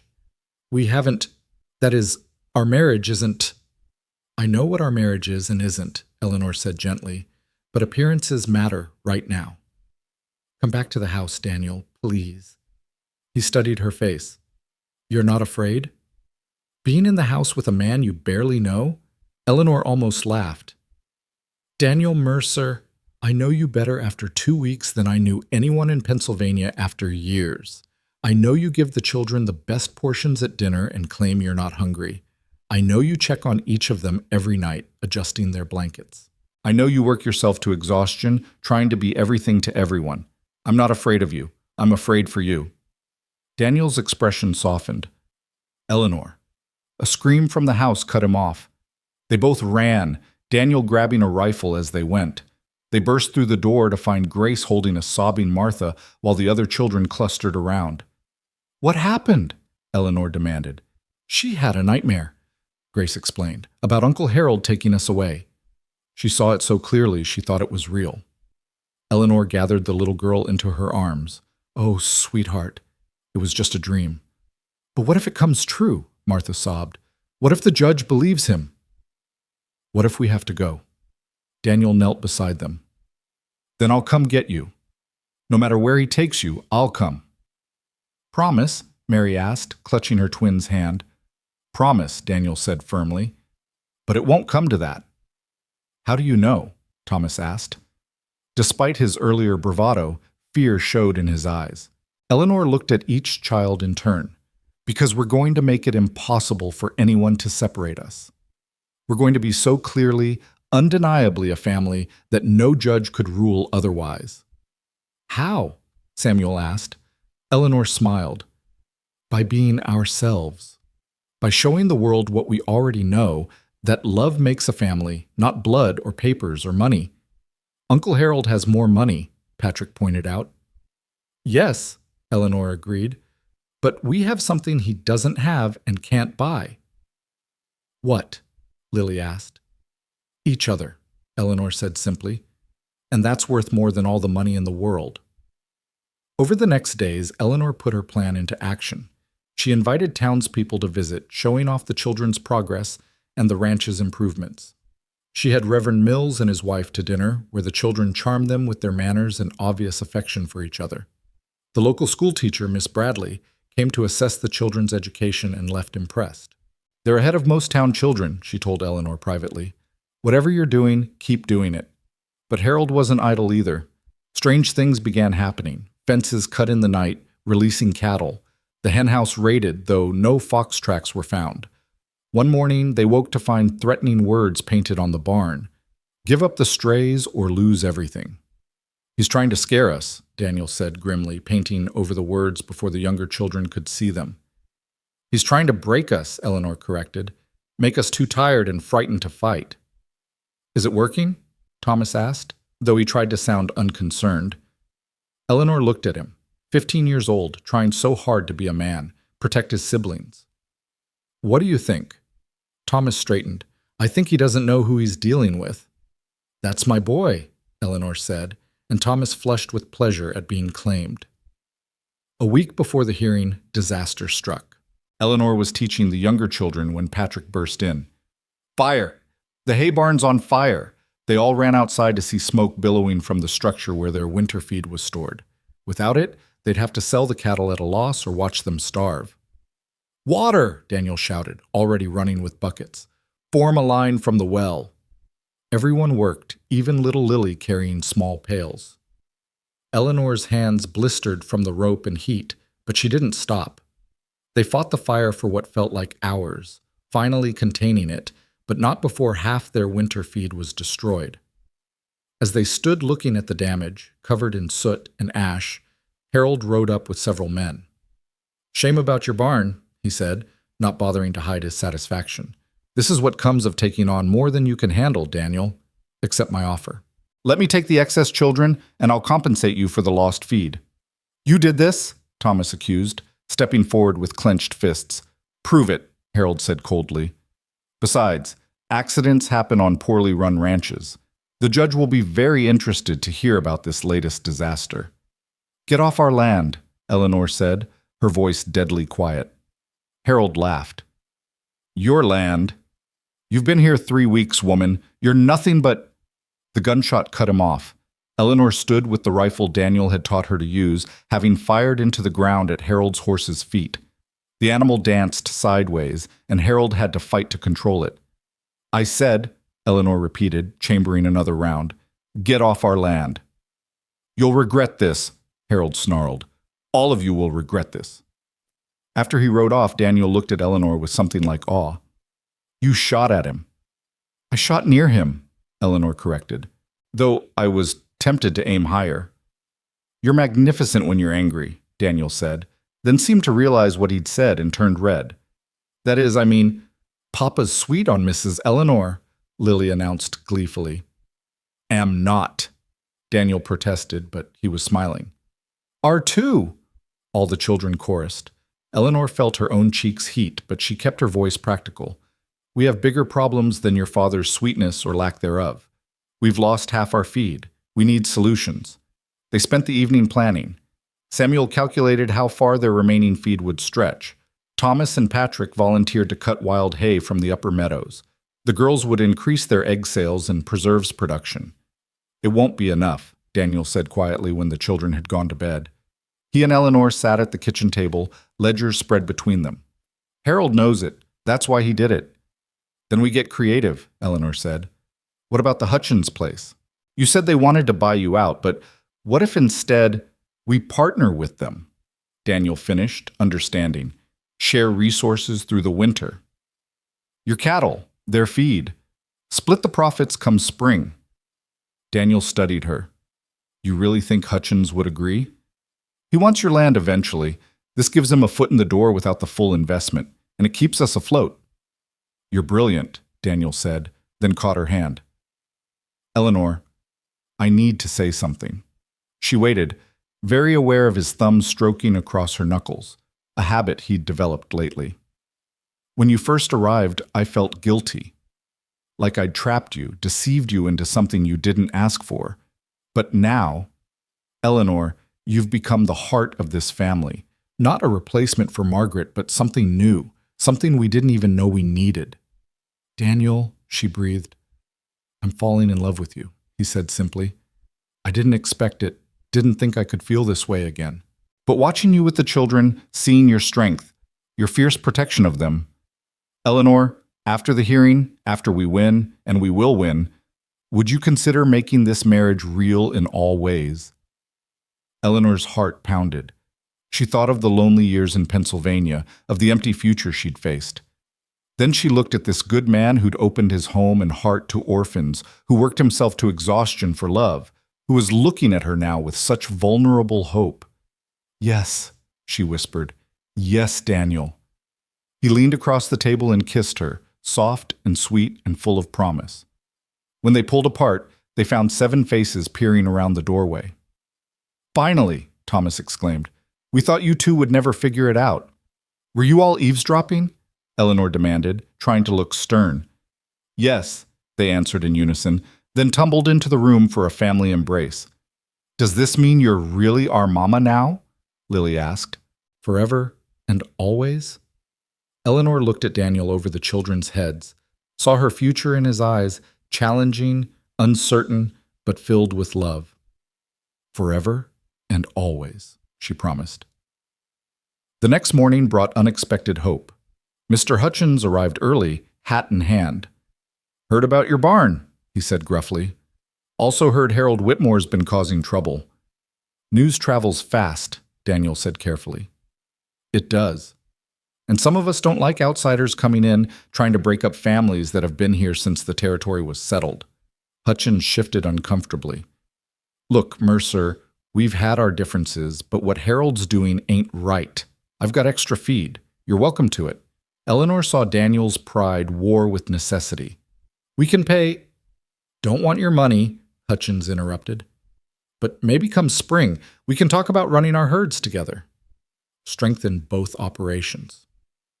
After he left, Daniel stood staring at the wagon load of feed. I've been feuding with that man for 3 years. Sometimes it takes a common enemy to make friends of rivals, Eleanor observed. More help came throughout the day. Mrs. Mills brought preserves and pickles for the children. The blacksmith offered to repair their tools free of charge. Even Miss Bradley, the schoolteacher, arrived with books and supplies. The whole town's talking about what Harold's trying to do, she told Eleanor. People are angry. These children are ours, part of our community. We won't let him take them. That night, as Eleanor tucked in the younger children, Lily asked, Are we going to win? Eleanor smoothed the child's hair. What do you think? I think yes, Lily said firmly, because we have love and friends and each other. And Uncle Harold just has money and meanness. From the mouths of babes, Eleanor murmured, kissing her forehead. She found Daniel on the porch, watching the stars. Without speaking, she settled beside him, and he wrapped an arm around her shoulders. Tomorrow, we go to town for the hearing, he said, quietly. I know. Are you ready? Eleanor thought of the 3 weeks since she'd arrived, the chaos, the challenges, the unexpected love she'd found. I'm ready to fight for our family. Our family, Daniel repeated, wonder in his voice. I like the sound of that. So do I, Eleanor said, turning her face up for his kiss. So do I. Inside, she could hear the children settling for sleep, Thomas and Patrick arguing quietly about who would protect whom tomorrow, Grace singing softly to the twins, Samuel reading to Lily, her family, her complicated, beautiful, chosen family. Tomorrow would bring the fight of their lives. But tonight, held in Daniel's arms with their children safe inside, Eleanor knew they'd already won the only battle that truly mattered. They'd become a family. The rest was just paperwork. The morning of the hearing dawned gray and cold, with clouds hanging low over the mountains like a threat. Eleanor dressed carefully in her best dress, the blue one she'd worn to marry Daniel, now altered by Grace's clever fingers to fit better. She pinned Margaret's cameo at her throat, a gift from Daniel the night before. She would want you to wear it, he'd said simply. You're fighting for what she loved most. The children were unnaturally quiet at breakfast, even Lily subdued as she pushed eggs around her plate. Thomas kept checking and rechecking his appearance, having insisted on wearing his father's old suit, taken in by Eleanor's midnight stitching. Patrick had scrubbed his face so hard it shone red, and his usually unruly hair was slicked down with pomade Grace had borrowed from town. You all look wonderful, Eleanor said, trying to inject confidence into her voice. Remember what we practiced? Speak clearly, Samuel recited. Look the judge in the eye. Tell the truth. And don't call Uncle Harold a horse's backside, even if he is one, Lily added solemnly, causing nervous laughter around the table. The ride to town took 2 hours. Their wagon joined halfway by the Hutchins family, then the Mills, then others, until they led a procession of neighbors into Cedar Falls. Eleanor's throat tightened at this show of support. The whole town's here, Grace whispered, peering around the wagon's canvas. They're here for you, Daniel said. All of you. This community has watched you grow, seen what we've built together. They won't let Harold tear it apart without a fight. The courthouse was packed. Every seat was taken, people standing along the walls, spilling out into the hallway. Harold sat at the front with 2 severe-looking lawyers from Chicago, their black suits and cold expressions in stark contrast to the warm, worn faces of the townspeople. Judge Morrison entered, his expression unreadable. This hearing will determine the custody and welfare of 4 minor children currently residing with Daniel and Eleanor Mercer. Mr. Whitmore, as the biological uncle of the deceased Margaret Mercer, has petitioned for custody of Patrick O'Brien, Mary and Martha Coleman, and Lily. He paused, frowning at his papers. The child known as Lily, no surname given. That's because she's Lily Mercer, Thomas said loudly from where the children sat. That's her name now. Young man, you will speak only when asked, the judge warned, but Eleanor caught what might have been approval in his eyes. Harold's lawyer, a thin man with a pinched face, stood. Your Honor, we will prove that these children are living in dangerous, unstable conditions with no legal standing. They would be better served in my client's care, where they can receive proper education and training for useful employment. Employment in his factories, someone from the crowd muttered, earning a sharp look from the judge.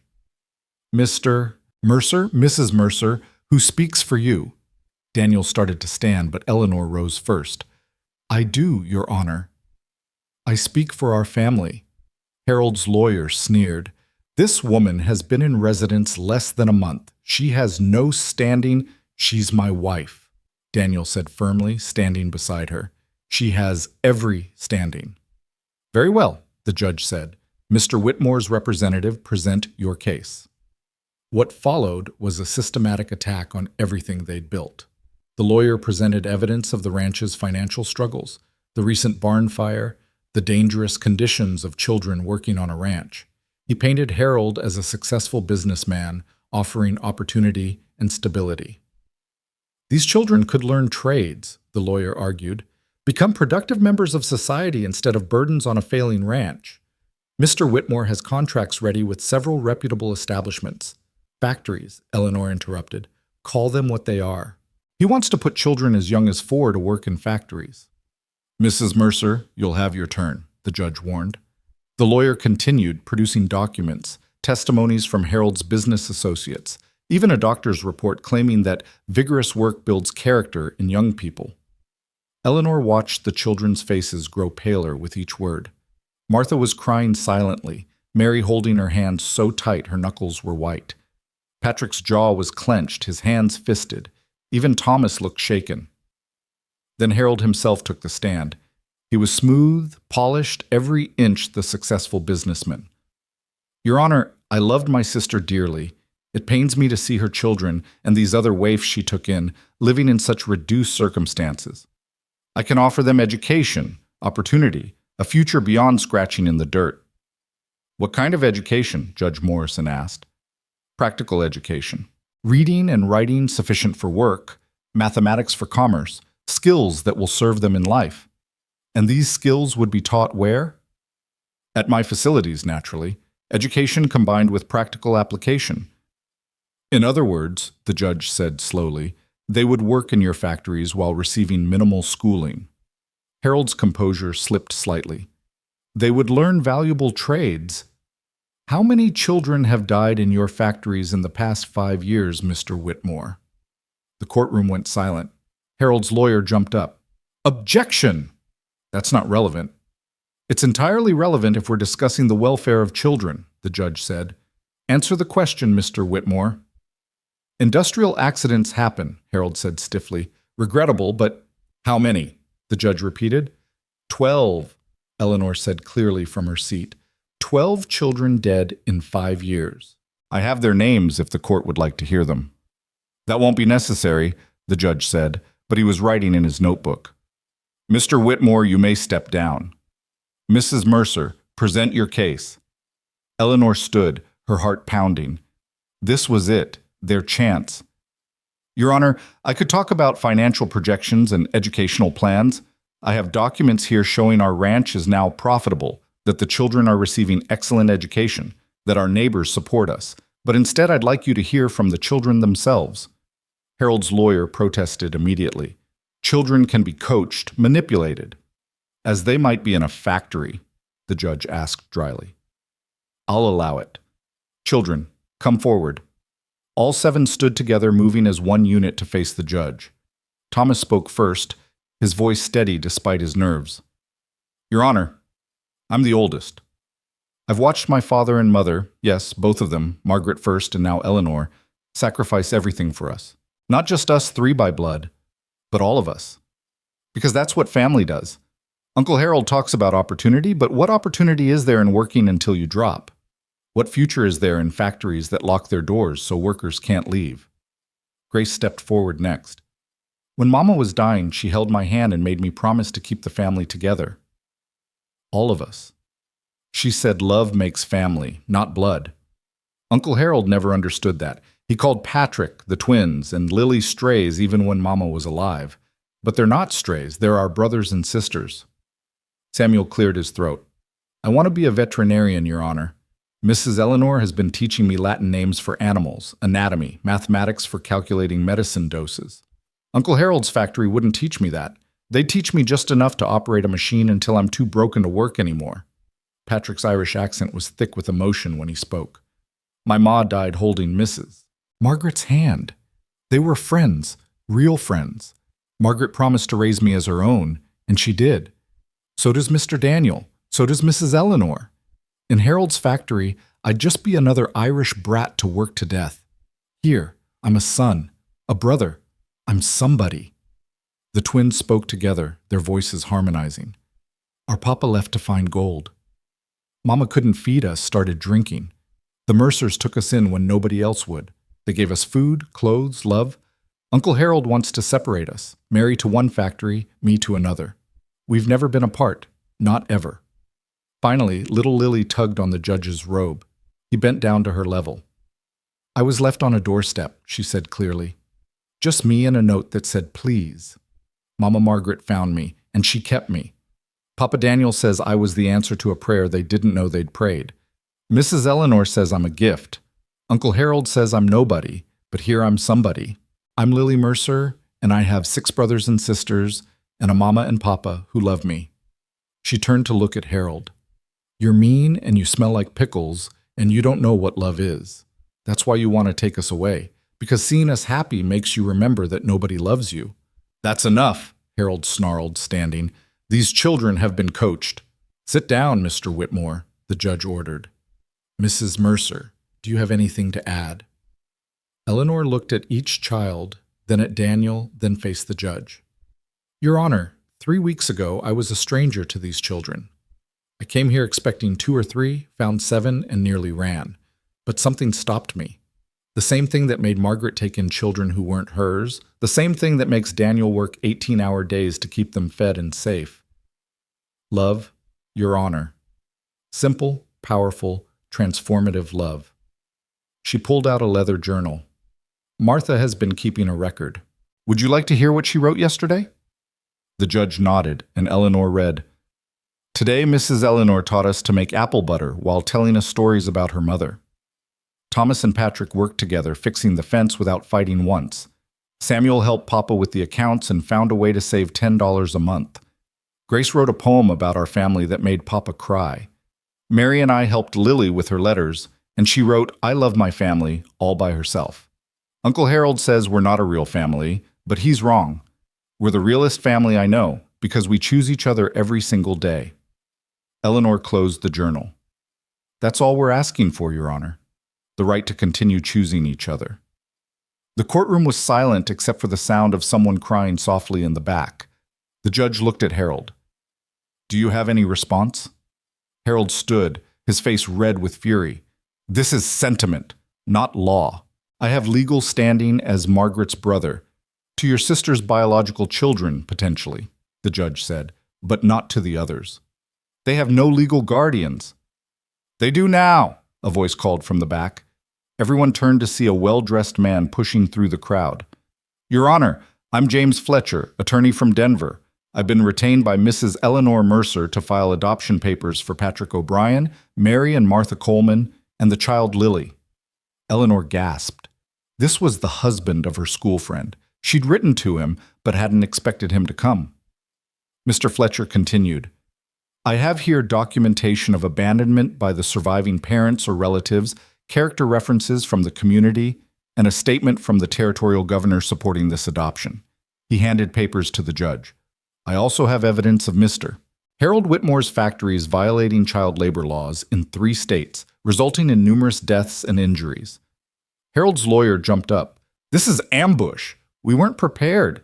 Neither was Mrs. Mercer when she arrived to find 7 children instead of 2 or 3, the judge observed. Yet she seems to have managed admirably. He reviewed the papers carefully, the courtroom holding its breath. Finally, he looked up. Mr. Whitmore, your petition regards 4 children not biologically related to Daniel Mercer. However, Mrs. Mercer has filed for legal adoption of these children, with compelling evidence of abandonment and community support. Furthermore, your claim that you could better provide for their welfare is undermined by the documented conditions in your factories. He turned to the children. I need to ask you each individually. Do you wish to be adopted by Daniel and Eleanor Mercer? Yes, Patrick said immediately. Yes, please, the twins said together. Yes, yes, yes, Lily shouted, bouncing on her toes. Then I see no reason to delay. By the power vested in me by the territory of Wyoming, I hereby grant the petition for adoption.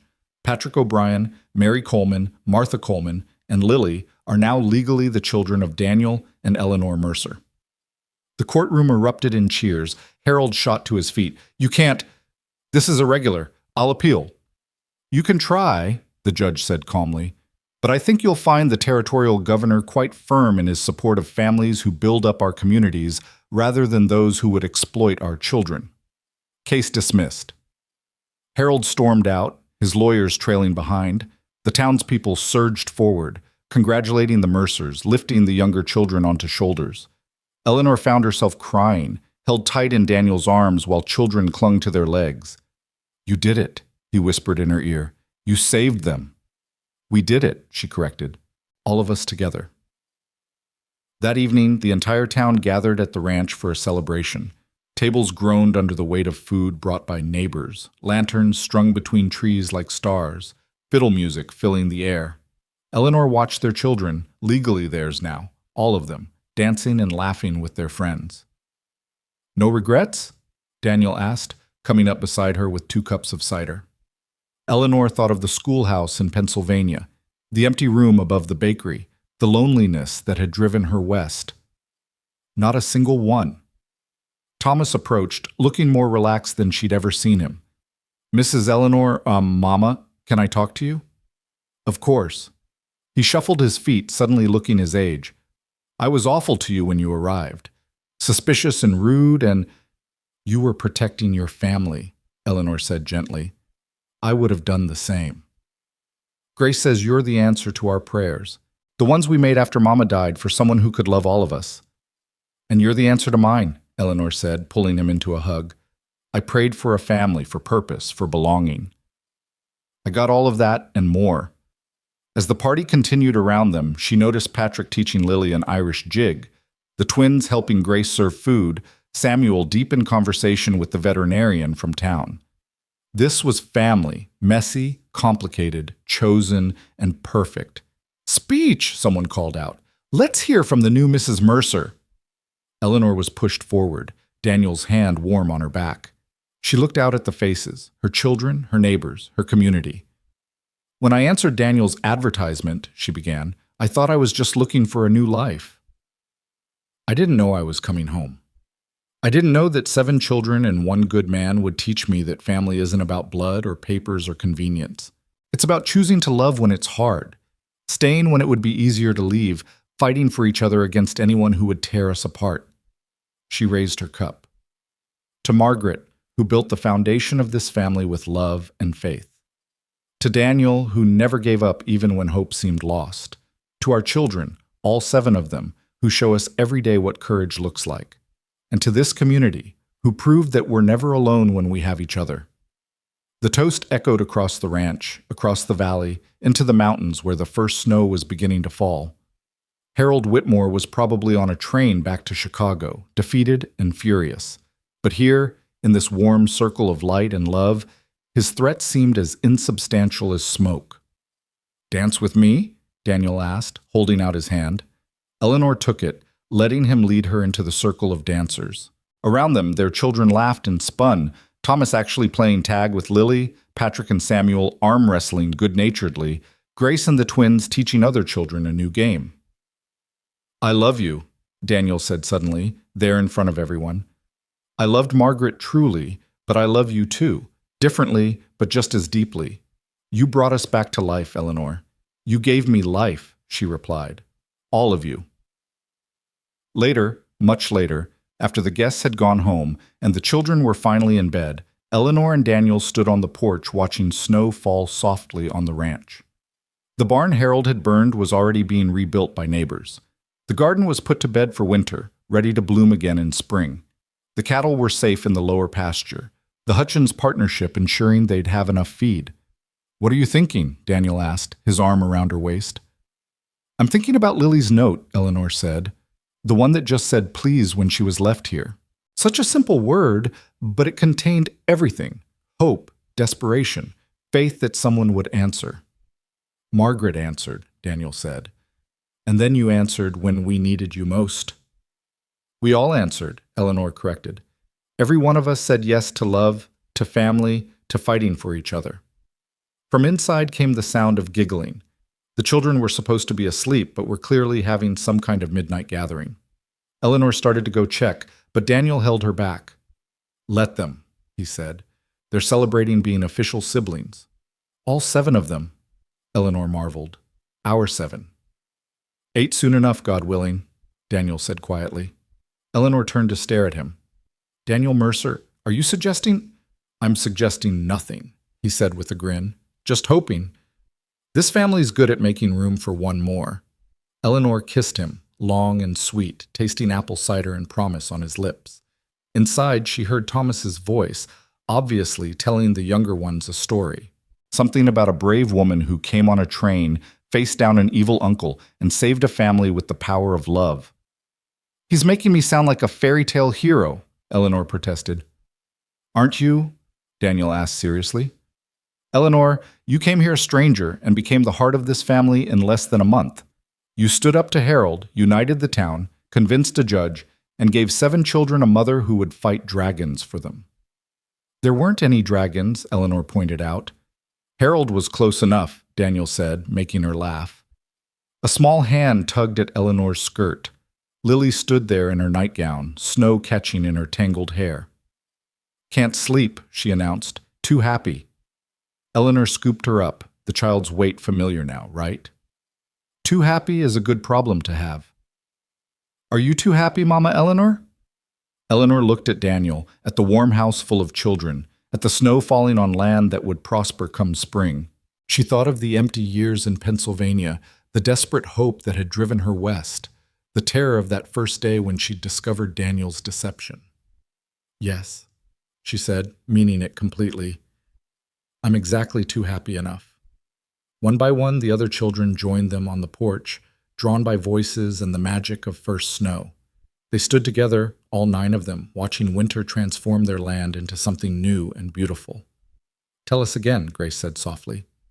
Tell us how we became a family. So Eleanor told them, there in the snow and starlight, how a lonely woman answered an advertisement, how a desperate man hoped for a miracle, how 7 children needed someone to choose them, how love grew in unlikely soil and bloomed despite every obstacle. And they lived happily ever after? Lily asked sleepily. No, Eleanor said, surprising them. They lived truly ever after, with struggles and joys, tears and laughter, hard work and deep love. They lived as a family, which is better than any fairy tale. The snow continued to fall, blanketing the ranch in pristine white, covering the scars of struggle and fear. Tomorrow would bring new challenges. Winter was hard in Wyoming, and running a ranch with 7 children would never be easy. But tonight, surrounded by the family she'd traveled so far to find, Eleanor knew she was exactly where she belonged. Inside, everyone, Daniel said finally. Hot cocoa for anyone who can get ready for bed in 5 minutes. The children scattered, racing and laughing. Daniel and Eleanor followed more slowly, his hand finding hers in the doorway. Welcome home, Mrs. Mercer, he said softly. I've been home since the moment I decided to stay, Eleanor replied. It just took the rest of the world a while to catch up. As they stepped inside, Eleanor turned for one last look at the snow-covered land. 3 weeks ago, she'd stood in this same doorway, shocked by Daniel's deception, overwhelmed by the reality of 7 children. Now she couldn't imagine any other life. The door closed on the cold, sealing in the warmth and light and chaos of family. From the kitchen came the sound of Lily trying to convince Thomas that marshmallows were a vegetable, Patrick teasing the twins about their matching nightgowns, Samuel and Grace working together to heat the milk without burning it. Her children, her husband, her home. Eleanor had come west seeking a simple life as a mother to a widower's children. Instead, she'd found herself at the heart of something extraordinary, a family built not by blood but by choice, held together not by law but by love, stronger than Harold's greed or winter's cold or any challenge that might come. The hot cocoa grew cold as they huddled together in the kitchen, none of them wanting the magical evening to end. But eventually, exhaustion won, and Daniel carried a sleeping Lily upstairs while Eleanor shepherded the others to their beds. As she tucked in the twins, Martha caught her hand. Mama Eleanor, she whispered, Uncle Harold won't come back, will he? Eleanor smoothed the girl's hair, choosing honesty. I don't think so. But if he does, we'll be ready. We're stronger now, all of us together. 2 years passed in what seemed like heartbeats and eternities all at once.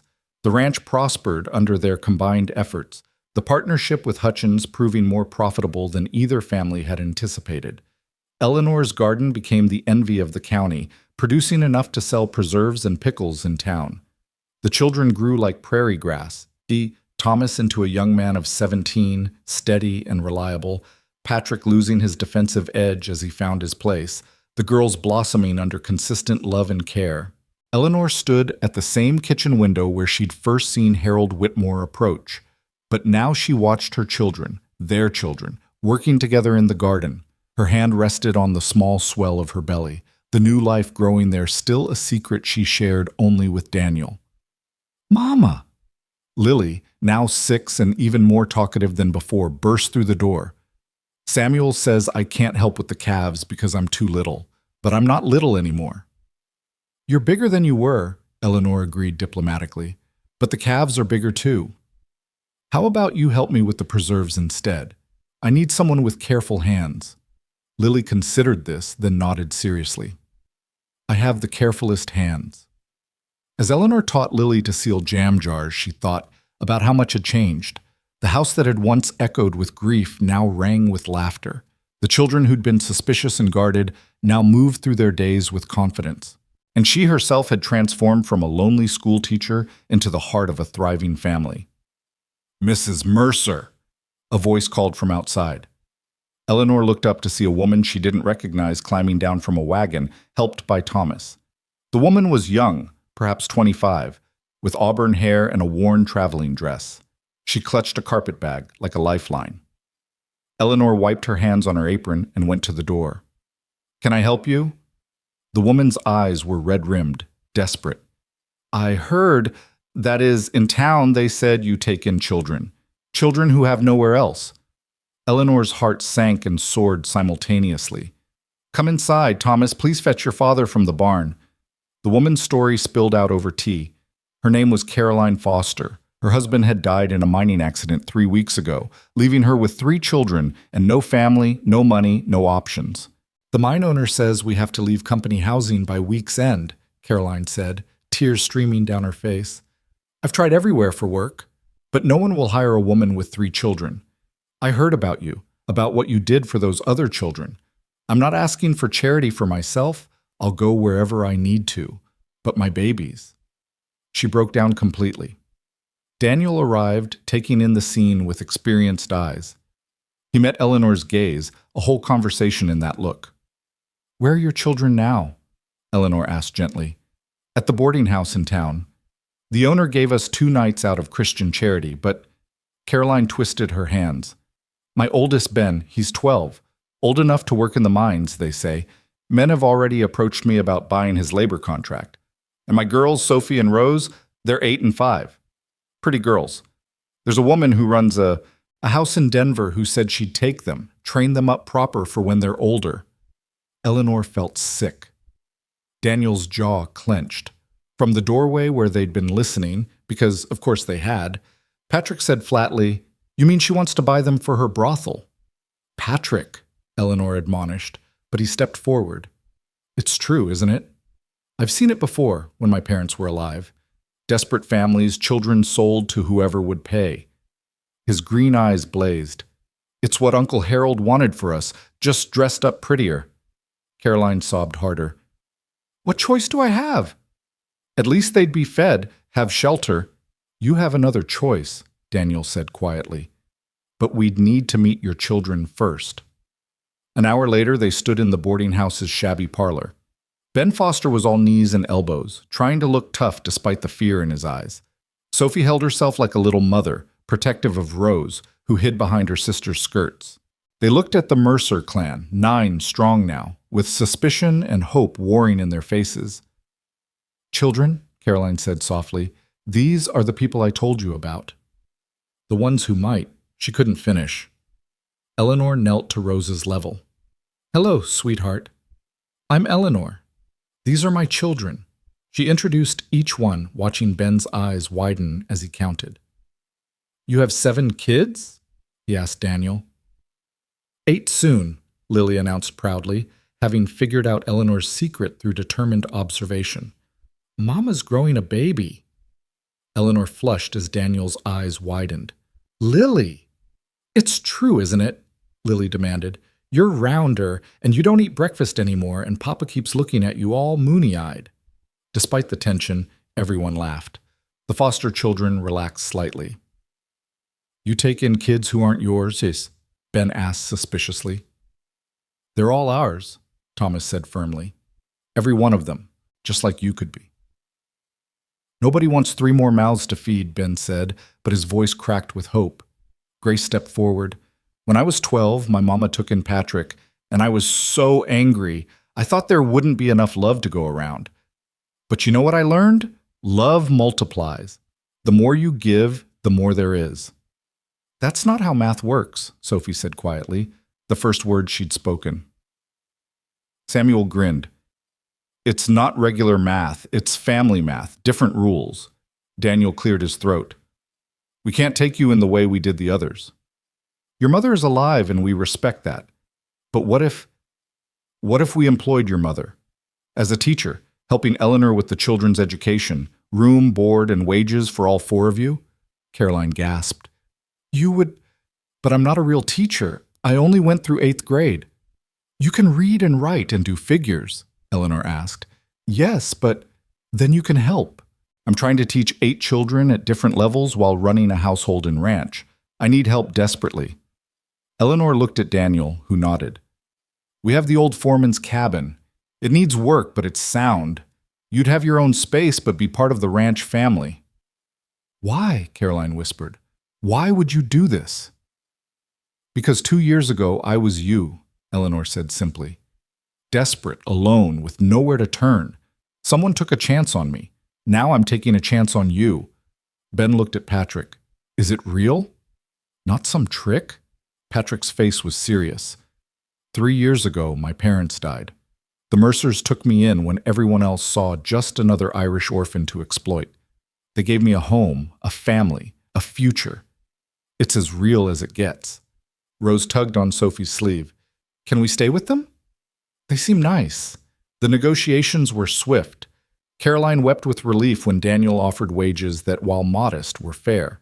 The foster children would attend lessons with the Mercer children, help with ranch work according to their ages and abilities, and have time to be children, something they'd nearly forgotten how to be.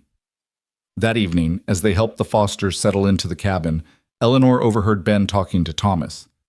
Is she always like that? Your ma? Just taking people in? Thomas chuckled. She showed up thinking there were 2 or 3 of us, found 7 instead, and decided to love us all anyway. Then she faced down our uncle who wanted to sell us to factories. Now she's having a baby and taking in 4 more people. So yeah, she's always like that. My pa used to say there weren't any real good people left in the world, Ben said quietly. Your pa was wrong, Thomas said simply. They're right here. Over the following weeks, the foster family integrated into ranch life with surprising ease. Caroline proved to be a gifted teacher, patient with the younger children, and clever at making lessons engaging. Ben worked alongside Thomas and Patrick, learning the satisfaction of honest labor that built something rather than destroyed it. Sophie emerged as a natural with animals, spending hours with Samuel learning about their care. And Rose became Lily's shadow, the 2 youngest forming an instant bond. But Harold Whitmore's shadow still lingered. 2 months after the Fosters arrived, a letter came that made Daniel's face go white. What is it? Eleanor asked, one hand on her growing belly, the other reaching for the paper. Harold died, Daniel said numbly. 3 weeks ago. And he's left everything to our children, all 7 of them, equal shares. Eleanor sank into a chair. What? Daniel continued reading. His lawyer writes that Harold left a letter to be read only to us. He unfolded another page, and Harold's spidery handwriting filled the paper. Daniel, Eleanor read aloud, if you're reading this, I'm dead, probably of the same bitterness that's been eating at me since Margaret chose you and your brood over family loyalty. I spent 2 years hating you, hating those children, hating the choice my sister made. But lying here, dying alone in my grand Chicago house with only servants who despise me for company, I've had time to think. Margaret was right. She always was, even as children. She chose love. I chose money. She died surrounded by family who adored her. I'm dying alone, watching the servants count the minutes until they can pilfer my silver. The factories made me rich, but they made me empty. Every child who died under my machines, I told myself it was business. Every family I destroyed, I said they should have worked harder. But now, facing whatever judgment awaits, I know the truth. I was the one who worked myself to death. And for what? Money that can't buy what you have. So I leave it all to the children.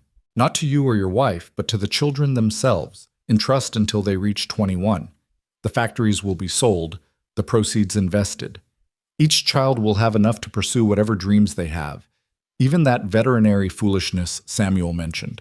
I cannot undo the harm I caused. I cannot bring back the children who died in my factories or the families I destroyed, but perhaps I can give your children, Margaret's children, the chances I denied so many others. Tell them their Uncle Harold was a fool who learned too late that family isn't about blood or money or power.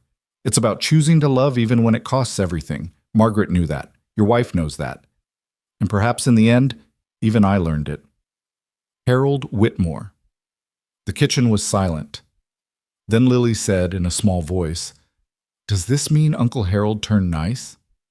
I think, Eleanor said carefully, it means he finally understood what matters. But he's still dead, Patrick said flatly. Can't make amends to the families he destroyed from the grave. No, Daniel agreed. But we can. With this money, we can help other families like the Fosters. We can make sure children don't have to choose between starvation and factories. Over the next months, as Eleanor grew rounder with child and the ranch prospered beyond their wildest dreams, they put Harold's money to use. They built additional cabins for families in need. They started a school that drew children from miles around, with Caroline and Eleanor as teachers. They created a fund for widows and orphans, ensuring no child in their county would face what Patrick and the twins had faced. The night Eleanor's labor began, the whole family was in an uproar. Daniel paced the hallway while Mrs. Mills and the midwife attended her. The children huddled in the kitchen, even 18-year-old Thomas looking young and worried. "What if something goes wrong?" Grace fretted. "Mama Margaret died after having a baby. Not right away, but Mama Eleanor's stronger," Patrick said firmly. "She's too stubborn to die." "That's not how death works," Ben pointed out, but Sophie elbowed him. "She'll be fine," Samuel said, though his hands shook as he made tea for everyone. "She has to be." Hours passed. Dawn broke gray and cold. Then, finally, a baby's cry pierced the air. Daniel appeared in the doorway, tears streaming down his face, a huge grin splitting his features. "Come meet your brother." They flooded into the bedroom where Eleanor lay exhausted but radiant, holding a tiny bundle. "Everyone," she said softly, "meet David Harold Mercer." "Harold?" Patrick asked, incredulous. "Everyone deserves a chance at redemption," Eleanor said, "even if it's just their name living on in better circumstances." One by one, the children came forward to meet their brother. Thomas, trying to be dignified but grinning like a fool. Grace, cooing over tiny fingers. Samuel, already calculating how long until he could teach the baby about animals. Patrick, protective and proud. The twins, wondering if he'd like their stories. Lily, declaring herself the best big sister ever. And the foster children shyly but genuinely welcoming this newest addition to their extended family. "He's so small," Rose whispered. "You were smaller," Caroline told her, smiling through tears. "All babies start small and grow with love." As the family celebrated, Eleanor looked around the room, so different from that first day when she'd stood frozen in the doorway, facing 7 children she hadn't expected. Now there were 11 children who called her mama in one way or another, a husband who'd become her true partner, a community that had embraced them, and a future bright with possibility. "What are you thinking?" Daniel asked, sitting beside her on the bed, his arm around her shoulders. "I'm thinking about that advertisement you placed," Eleanor said, "seeking a kind, educated woman to serve as mother to motherless children." "And?" "You got so much more than you advertised for." Daniel kissed her temple. "So did you." "Mama," Lily piped up, "now that David's here, are we done? Or will there be more babies?" Eleanor laughed, the sound filling the room like sunshine.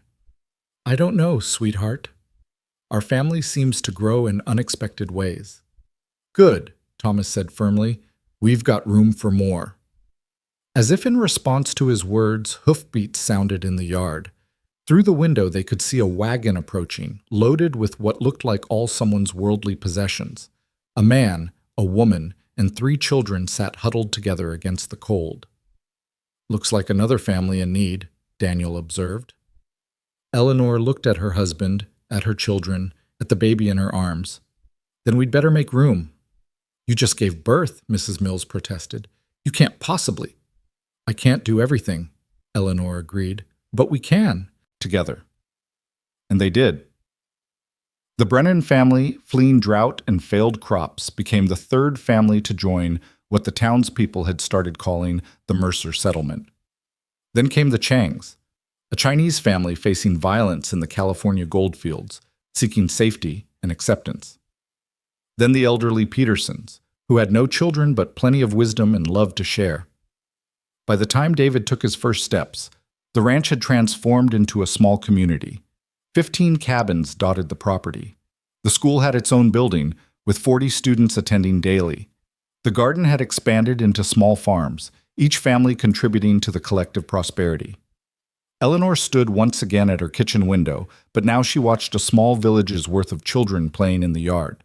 Thomas, now 20 and engaged to the minister's daughter, was teaching the older boys to rope cattle.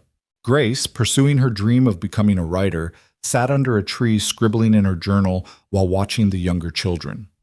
Samuel, home from his first year of veterinary college in Denver, tended to an injured bird surrounded by fascinated little ones. Patrick had started courting the blacksmith's daughter, his defensive walls finally fully down. The twins, now 15, taught the younger girls to sew while sharing gossip and giggles. And Lily, 8 years old and still irrepressibly talkative, was regaling anyone who'd listen with the story of how their family began. Once upon a time, Eleanor heard her say, a lonely teacher got on a train, not knowing she was heading toward her destiny. You've built something remarkable here, a voice said behind her. Eleanor turned to find Judge Morrison, older now but still sharp-eyed, standing in her doorway. We've built it, Eleanor corrected. All of us together. I've been watching, the judge said. What started as one man trying to save 7 children has become a beacon of hope for the whole territory. The governor wants to recognize what you've done here. Make it official, the Mercer settlement as a registered township. Eleanor's eyes widened. A township? With Daniel as mayor, you as school superintendent, and a future limited only by how much love you can share. The judge smiled. Margaret would be proud. I hope so, Eleanor said softly, touching the cameo at her throat. Margaret's cameo, now hers, someday to be Grace's or Sophie's, or one of the other girls who'd joined their family. That evening, they held a celebration feast. 3 long tables stretched across the yard, laden with food grown, raised, and prepared by the collective families. Over 50 people gathered, the original Mercer family, the Fosters, the Brennans, the Changs, the Petersons, and others who'd found sanctuary and hope in this unlikely community. Daniel stood to speak, David on his hip, Eleanor beside him. 4 years ago, I placed an advertisement seeking a mother for my children. What I found was so much more. I found a partner, a warrior, a woman who could see not just what is, but what could be. Eleanor didn't just become a mother to 7 children, she became a mother to all who needed one. And Daniel, Eleanor added, didn't just provide a home. He provided a foundation on which we could all build something extraordinary. Every family here, every child who's found safety and love, every dream that's been nurtured instead of crushed, it all started with his willingness to love beyond blood, beyond convenience, beyond expectation. Old Mr. Chang stood, his English careful but clear. In China, we say the family is the root of society.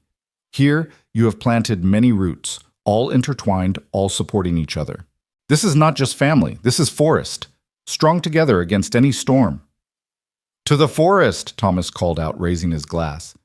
To the family, everyone responded. As the celebration continued into the night, Eleanor found herself back on the porch where she'd stood that first snowy evening, surrounded by children who'd just officially become hers. But now the porch was crowded with dozens of children, all calling her Aunt Eleanor or Mama Eleanor or simply Mama. Tell us the story, they begged, as they did every gathering. Tell us how it all started. So Eleanor told them, as she had so many times before and would many times again, about a lonely teacher and a desperate advertisement, about 7 children who needed love and 2 adults who needed family, about choosing love when it would have been easier to choose fear, about standing against those who would exploit the vulnerable, about building something beautiful from broken pieces. But this time she added something new to the ending.